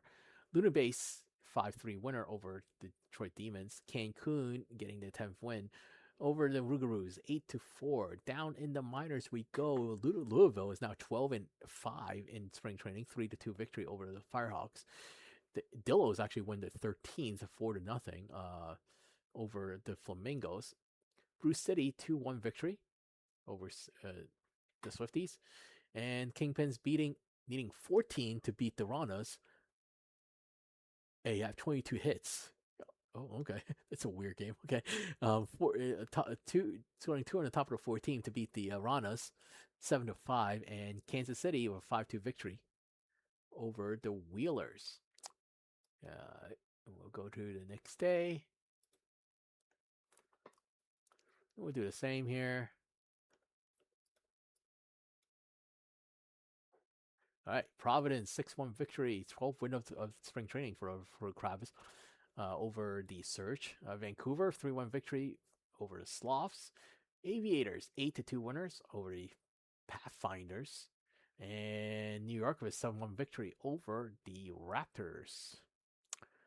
Cancun with a 7-3 win on the Apex. New Orleans 2-0 shutout of the Space Rangers. Scorpions 11-1 victory over the Sea Serpents, and the Demons with a walk-off in the bottom of the 11th against the Stars. Let's see who walked that off. It is Valor. No, is this Valor? No, I'm sorry. No, just kidding. Summers 2-run shot in the bottom of the 11th. What?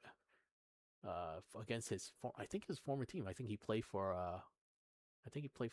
Nashville for a bit. Let's see. Come back. Okay.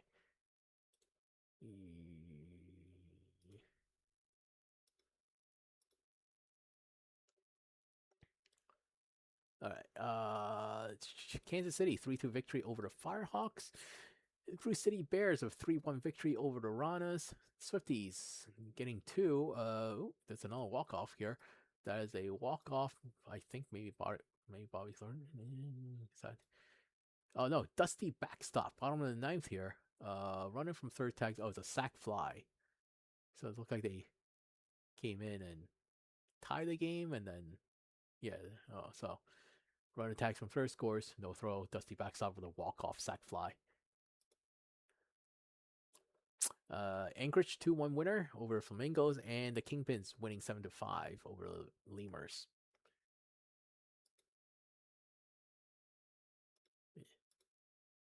It's still a lot of days. I probably shouldn't have done it this way. I thought it would be smart and do it this way.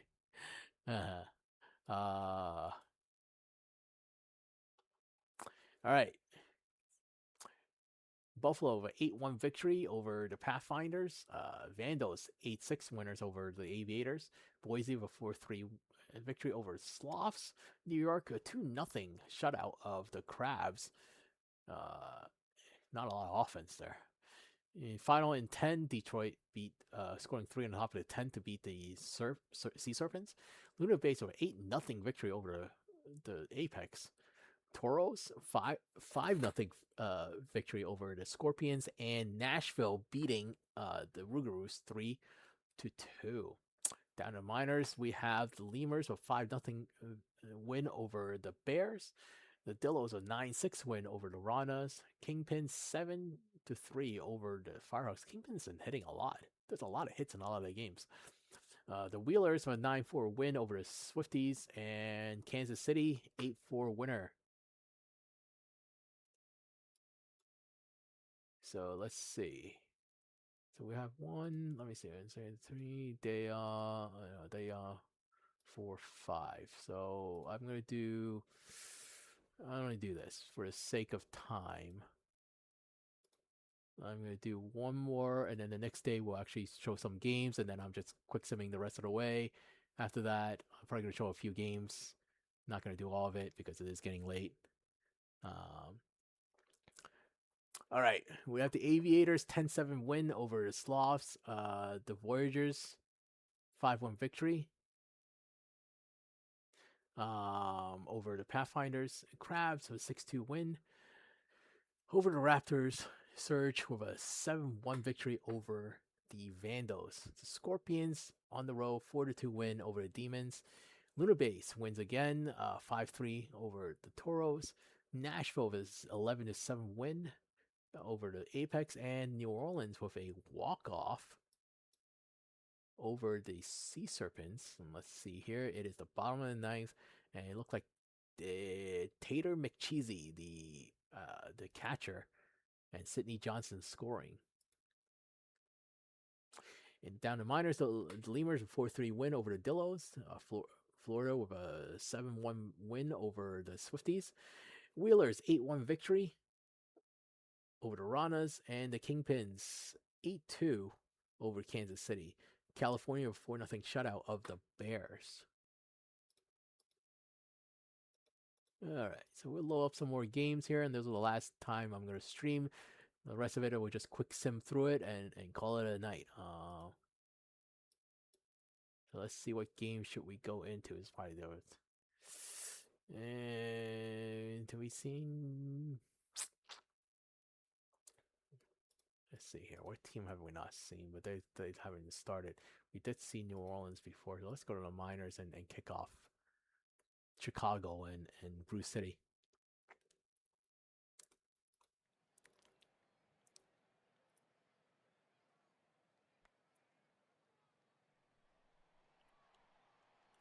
All right.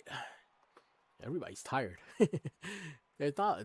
I realized. I just realized there was a 2 off days in spring training now. I think that may have started when we moved to 26. It usually just 1, but it looks like there are 2, but it hasn't happened yet. So you can see everybody being tired, and for whatever reason, and those who haven't been around, they if you weren't around when we were on OTB 21, you didn't see the insanity of spring training. So. Uh, Spring training in OTP, it expects at least a 40-man roster, um, and the spring training roster itself is up to 60 people. Right, so they kind of expect a bunch of bench players and a bunch of relievers and so forth, and that's how the games are played. And they will and back and back then in OTB 21, they would actually pull the starter after like 4 innings. So then the rest of it is the bullpen. Well, for us here, we have what we have. That's it. We have at most for most team. Oh, the majors at most you probably only have like 18 people on the team and probably maybe 9 in the pen. I mean nine pitchers and I guess 5 in the pen. That's about the max that most team will go. Well, that tires out really fast. So then all of a sudden you have these spring training games where they're like football scores, like 31-21. It gets absolutely insane and hilarious. Um, Part of me hated it because it's like, oh, this is so stupid. But I think I came to embrace it. But when we moved to O223, it rarely happened. Like even as everybody's tired, you maybe like have guys who teams are scoring like 10 runs. That's it, and the football scores we rarely see. So like the insanity and the chaos just isn't there anymore. Um, but yeah, so what it feels. So I guess however they treat fatigue, it's definitely different now in these OTPs.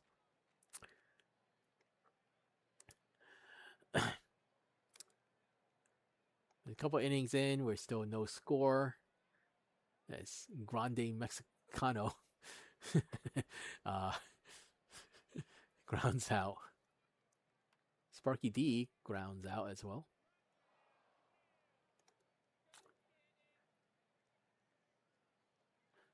And we'll go through 3 innings of it, and we'll check out those scores and jump into another game.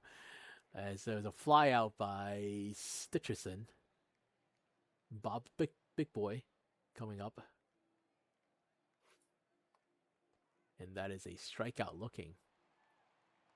And that is a ground out by all these nuts. The names. All right, let's hop out of here and see. Yeah, we kind of saw that. So let's see if there's a team that we haven't seen. Have we seen? We saw Indy. All right. Oh, maybe we'll wait for the other games to go then. I guess we could hop into this one. Kansas City. I don't think we've seen Kansas City yet.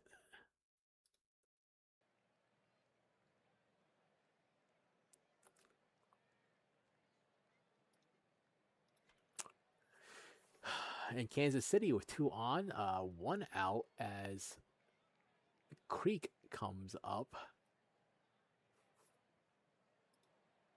That is Super Creek. That's an interesting name. And that is a bobble. That's an error on the shortstop. And there's a high pop up by St. John for the second out. Martin Walker will strike out. Is that what happened? No score going to the top of the second, and there's a infield fly for Dalton Rose. Andrew Berry Jr. coming up, and that is that's over the head of the left fielder. That will be a double for Andrew Berry Jr. Tommy Kilfiger comes up, and there's a fly out to the left, second out. Jet Fuel will ground out, and that will end the top of the second. And go to the bottom of the second here, and that's a base hit by Croker. This Paz's player, Kip Croker. Ulua. Julian Ulua? It's a fly out, and then a ground out by Matt Buster. Gandalf the Grey will ground out as well. Top of the third, we have Tofu Falia, and that is a home run, giving the first run of the game. 4th home run for them in this spring training. It's a ground out by Rousseau. Dusty backstop will fly out to left, and that's the second out. And that is a fly out to right by Skovgard. Oh my goodness, Skovgard. Man, these names are harder to say every single time. Jacobo Reddick. I was going to say JJ Reddick. Kevinick will ground out as well, and then Super Creek will ground out first. So a quick 1, 2, 3. BB Kimura pitching well so far in 3, and we'll do this top half of the inning, and then we'll jump around again. A Bird also pitching well this spring training. And it'll draw Andrew Berry Jr. will draw a walk. Kilfiger, and Berry takes off for second, and that's safe. Kilfiger will get this one to the wall, and that will get home Berry as an RBI double by Kilfiger. Jet Fuel will ground out. So, all right. So this is 2-0, and we'll jump to another game here.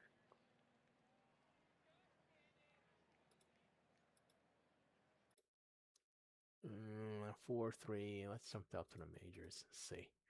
Indy, a lot of games haven't started yet. NOLA Detroit. Let's go NOLA Detroit. There's no runs in NOLA Detroit right now. It's a lot of no-run games here.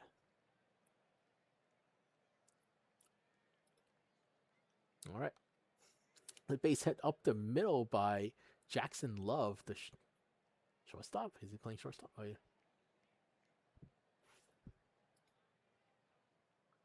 And that is a stolen base by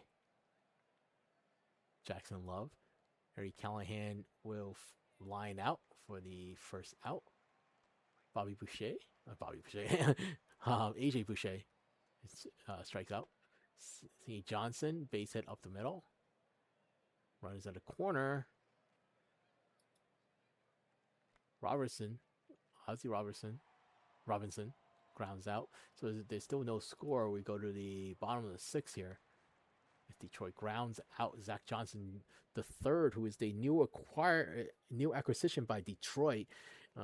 We haven't really I didn't really say anything about Detroit. Detroit have brought in some few players over the last couple of seasons as they are trying to extend their window. A lot of moves were made. A couple of seasons ago was bringing in Zen Brobris. Last season was bringing in Aria Blue Sky, who's playing right field for some reason right now, who is a pitcher. Um, they have brought in, they traded for Remy LeBeau, like that's a few seasons back actually. But their big trade this season was Zach Johnson the third. So they have exhausted a lot of their draft capital to bring in a lot of talent. Um, they are very much in a win now mode. Whether or not they can win now, that's another question. We'll see how they do this season. They won 70 games last season. Then they got beat in the conference finals, I think. So, but this is a team poise. This is probably with the addition of Johnson the third, is a very formidable team, and yeah, it's just hilarious. Everybody's so tired. They're dumping the starters into left field and right field, and somehow it's working. It's hilarious. We have three pitchers playing the field right now, in both from the two teams. It's hilarious. Um, yeah, so we'll see. Like Detroit's gonna have themselves a battle with Nashville, and it's gonna be fun. I think. Um, And Detroit's always been a team that has been just relatively good. Like they always stay relatively good. It's a hard thing to do. So kudos to. Oh, and that's a home run by Harry Callahan to break up the no runs. Spencer Bear. Oh, so that's the other. Spencer Bear is the other big acquisition that they made with OBX. Bear, who was a top pick by OBX a few drafts ago. I forgot. What was it, 57, 56, 57, I think. I think 57, 58, maybe around there. So they're still really young, and so it's a good move by Detroit to bring in someone younger, especially most of their players are in regression. Um, and OBX needed to get rid of somebody to get themselves under hard cap. And Detroit helped them out there, but Detroit does get a future, hopefully an ace for them because as of right now, a good bullpen arm. So the top of the ninth here, Bears up there pitching, keeping the game close. And that's just another strikeout. So good spring training so far for Bear. Detroit, last chance, ground out by Zobris and Alfred Nerd coming up. And there's a walk by Nerd and Dollison comes up. And there's a ground into, a fielder's choice. No, they cannot turn. Summers. And there's a stolen base by Dollarson. So, and that's a pass ball, and so the tying run at third now. And that is into the gap, and Summer ties it. Remember, he walked it off like last game or 2 games ago. So got himself an RBI triple, so now they can win the game by Biff Slamus coming up. Slamus strikes out. And we will go to extras. And that's a... Oh, I'm sorry.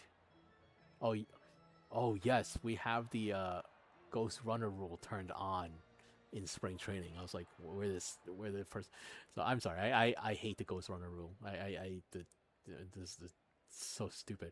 But we turned it on for spring training a while back, and that will give Nola the lead 2-1.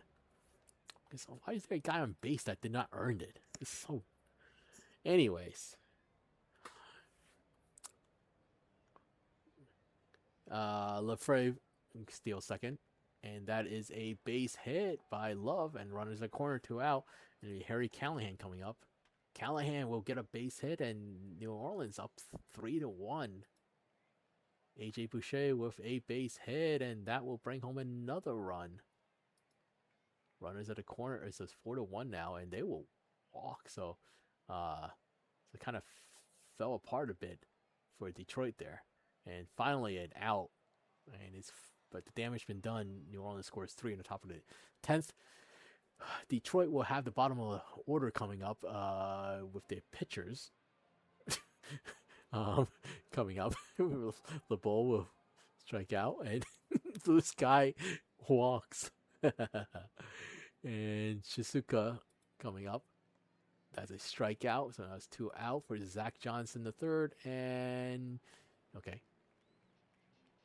And he will walk. Bases is loaded for Zen Brobris. Brobris hit this one deep, off the wall, and it's now 4-3. Alfred Nerd coming up with a chance to tie or win it. It was 2 outs, and they keep teasing us with the quasi pass balls, and Nerd strikes out, so the game ends at 4-3. So a little bit craziness at the end there. Bear does take the loss as the runs were given up by him. Only 1 earned run though. And Nasir with the win, and Takahashi with the save. All right. Okay. Yeah, this is getting a little late, so I'm gonna make an executive decision and kind of just quick sim everything else and call it a night because I'm starting to get tired. We'll finish the sim here. Go through a box course really quick. Crabs win 8-4 over Pathfinders. Search wins 6-3. Aviators a 6-0 shutout of the Raptors. New York with a 1-0 shutout. Oh, somebody walked it off of a 0-0 game. It looks like Nolan Teggy gets the walk-off single. Taking higher scoring. New Orleans. Actually, let me change this. Oh, forget it. Okay, we saw that New Orleans winning. Apex winning 9-5 over the Sea Serpents. Cancun with 4-3 victory over the Stars. The Space Rangers 4-1 victory over the Scorpions. So we had the Kingpins beating the Bears 5-3. Louisville was a 6-1 victory over the Wheelers. And Flamingos with a 3-0 win over the Ranas. The Swifties with a 10-5 win over the Hefcats, and the Firehawks 8-7 win. Here, save.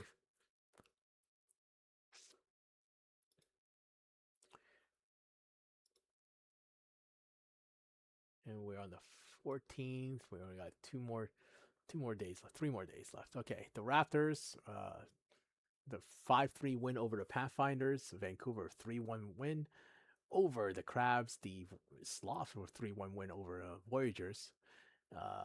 The Surge 6-5 win over the Aviators. Space Rangers wins again. They're at 500 for the spring training. 2-1 victory over the Stars.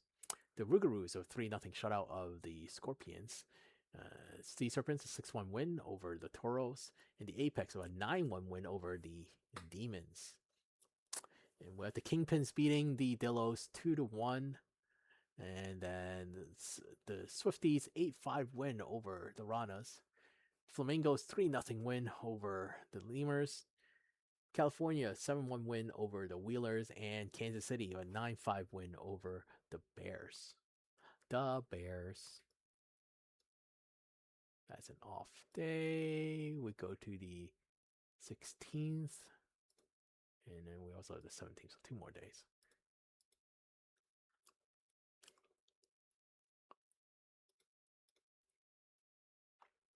And the Raptors with a walk-off here, 3-2 win. And it looks like it's the bottom of the 10th, and Spirinov with a single scoring Rodrigo Wallach to win this for the Raptors. Toronto over 8. Wow. That's a comeback. The 8-4 win, that's a walk-off as well. They score 5 on the bottom of the let's see. It's a grand slam by Mosquitoes to walk this off. Wow, that's impressive. Over Abassi too. This is a premium name closer for Vancouver. So it's a 3-1 count or 3-2 count. Is it 3-2 ball? It's a 3-2 count. Yeah, full count. So Mosquito with a walk-off grand slam. The Aviator beat New York 3-2. Providence 11-4 victory over the Slavs. The Space Ranger wins again 6-1 victory over Sea Serpents. The Rougarou 6-1 win over the Apex. And Detroit with an 11-4 victory over the Toros. And Nashville 8-5 winner over the Scorpions. Down to Miners.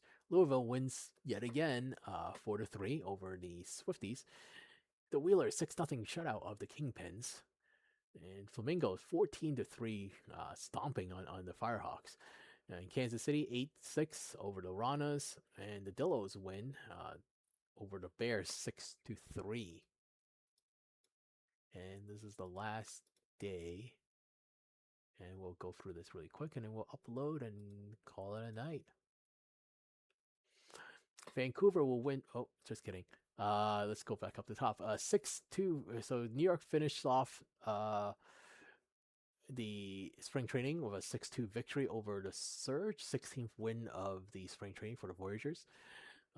Crabs will also finish at 16-8, winners over the Aviators 4-3. San Antonio will walk this off against the Pathfinders. So Pathfinder walking off someone, and now they get walked off on. Bottom of the 11th, and it looks like Stetson Laramie with an RBI single to score the player to be named later to win this for San Antonio. Vancouver doing the same thing, getting 4 at the bottom of the 9th there. Beans. Here you go, Court. You get player of the game. But it looks like another grand slam. Atlas Slugs with a grand slam on the first pitch that he saw. Just swing for the fences. Why not? First pitch that he saw. Walk-off grand slam for Atlas Slugs. Apex 7-1 winner over the Scorpions. Detroit with 5-0 shutout. They also finished spring training 16-8. Toros with 8-0 shutout over the Rougarous. And the Stars and Extras winning 7-6 over the Sea Serpents. Flamingos 8-4 winner over the Kingpins. Firehawks 4-2 winner over the Swifties. The Wheelers have a 2-1 victory over the Bears. And Louisville with 12-4 winner over the Ranas, and the Hepcats win on the road against the Dillos 7-3. All right, and that will do it for spring training. Let me kick this off. So, just kidding, wrong place.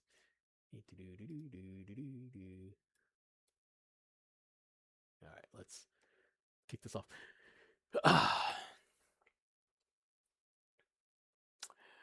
So yeah, spring training's over. We will start regular season come Tuesday.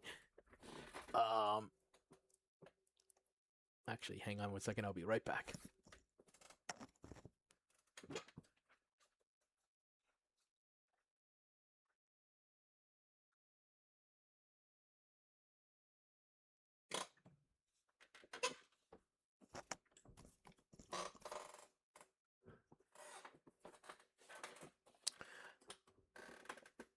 Time to party.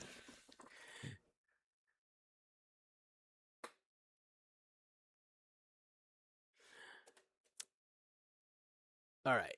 Yeah, so we'll have actually I have no idea who is streaming on Tuesday, if anyone at all. Let me take a peek if I have any of that.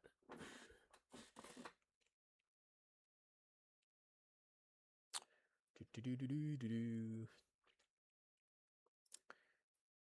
Schedule.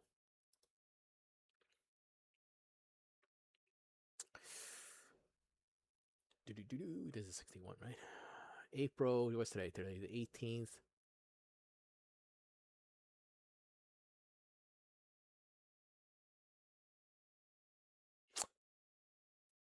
Okay.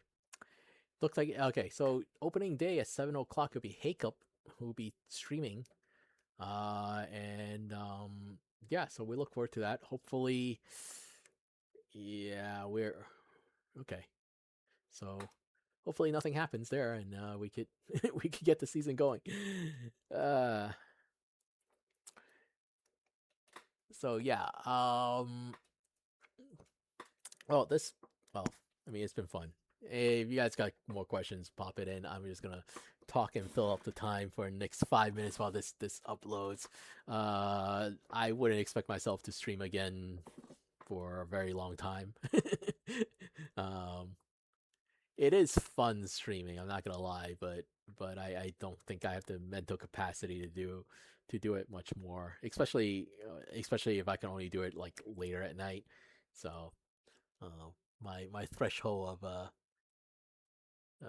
the threshold of what I can do at night is limited.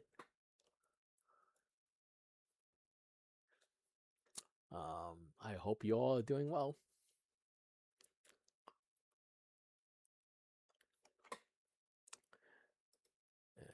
See. Let me see. What other things are there? So I think I mentioned World Baseball Classic before.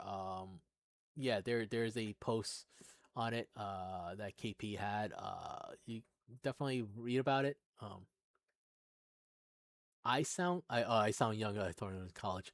I young is not something that I've heard in a while. So Hoppy can verify this.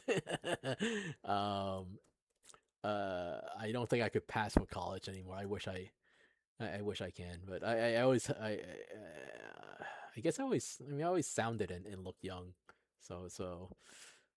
which is a good and bad thing. Um, I guess if I try, I probably could have passed for much younger, but no, the white hair kind of gives it away now. So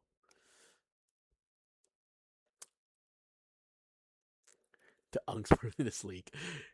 We're not even that bad. I don't think we're there's definitely people who are older, but the people who are in our age range, like like within the few years, is me, you, Pope, uh, it's yeah. Yeah, I'm trying to remember if there's anybody else that's. I think for the most part, a lot more people are in their mid 30s. Actually, Rabbit is around my Rabbit is around this age as well. But yeah. But I think a good part of the league is right. Is Bazooka? Yeah. Okay. I figured Bazooka and maybe like Dak and all of them might be around. Like I never asked, but that's the feeling that I got. There are a bunch of in their 30s, like in their early to mid 30s. That's for sure.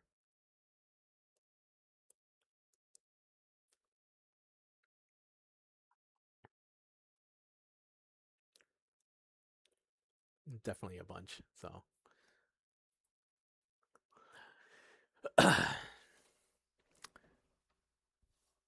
but you're up there too. Well, welcome to the club, KP. So, welcome to the club.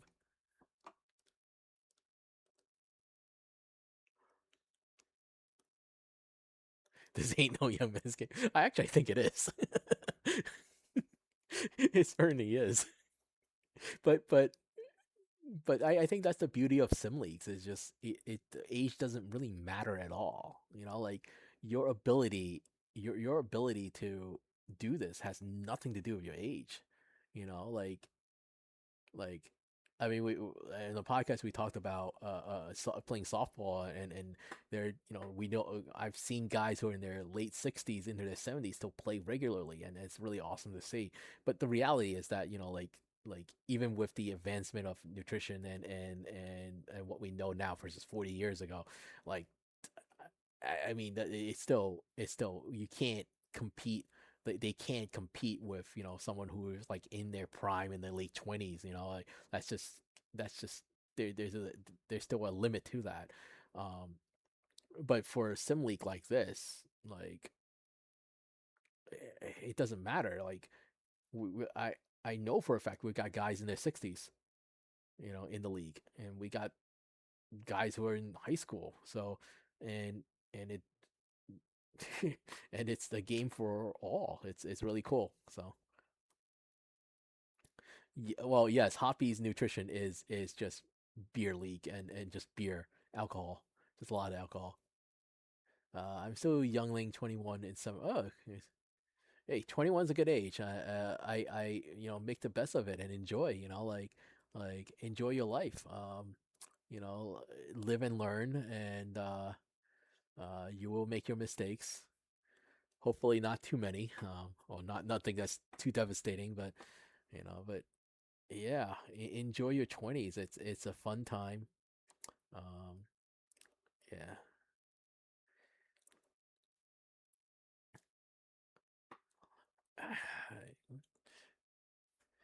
I mean, I think I just know how fast time flies now.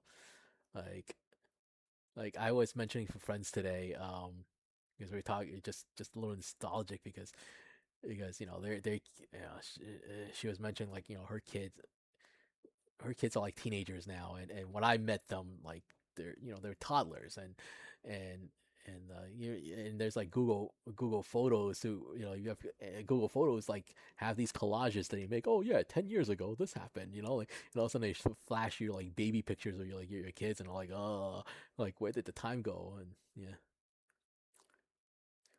a lost old man. I by the way, everybody I don't know like half the people names on here because your Twitch names are different than your forum names. So like, I'm only guessing at who these people are, but a lost old man, I like the name Lost Old Man. My sibling was working me hard for uncle duty.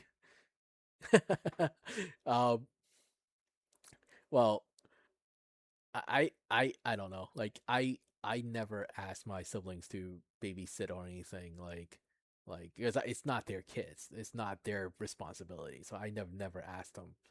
Like emergency, sure. Like I get that. Like emergencies, it happens. But yeah, on a regular basis, I wouldn't. I would never. It's just my sister has her own life.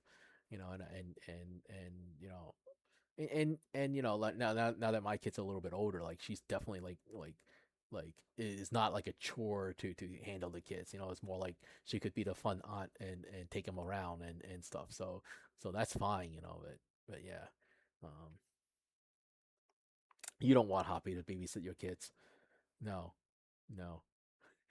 So uh, seeing your kids. If you have kids around in your life, whether it's your kids or you have nephews and nieces, like seeing them grow up, that's when you know that passage of time.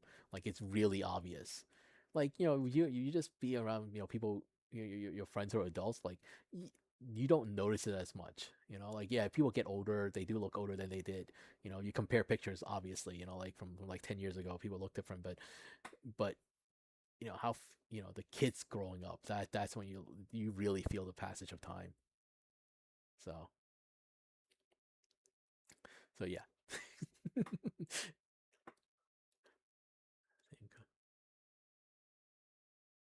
Oh my goodness. Oh my goodness, you're the eighth child in your family.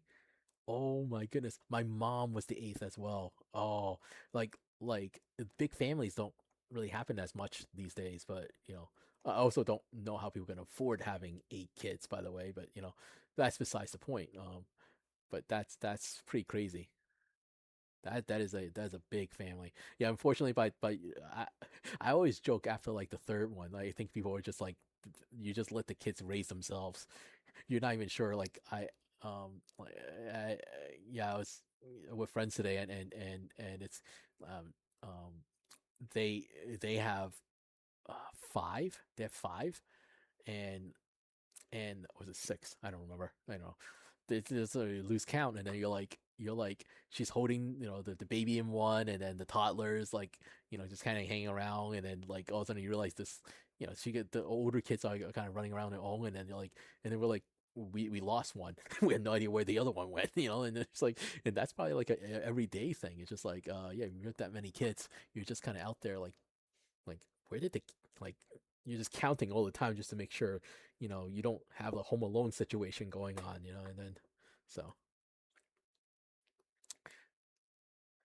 yeah, it's always one's job. Yeah, I mean that's how most of the function it functions.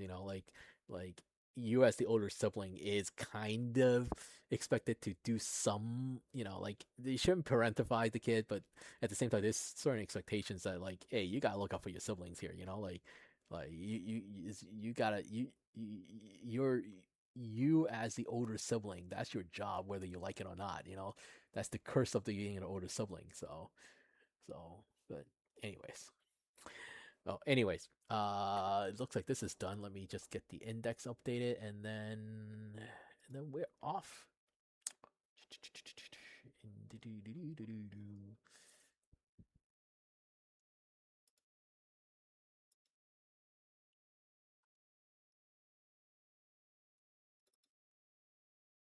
Close this.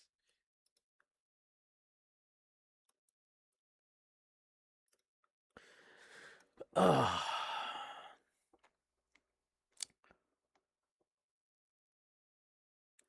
but see, that also means that they have eight other siblings that they could join the league. There you go. And you got you eventually have like sibling it's nephew and nieces that can join the league. So now it's your job to recruit from your family.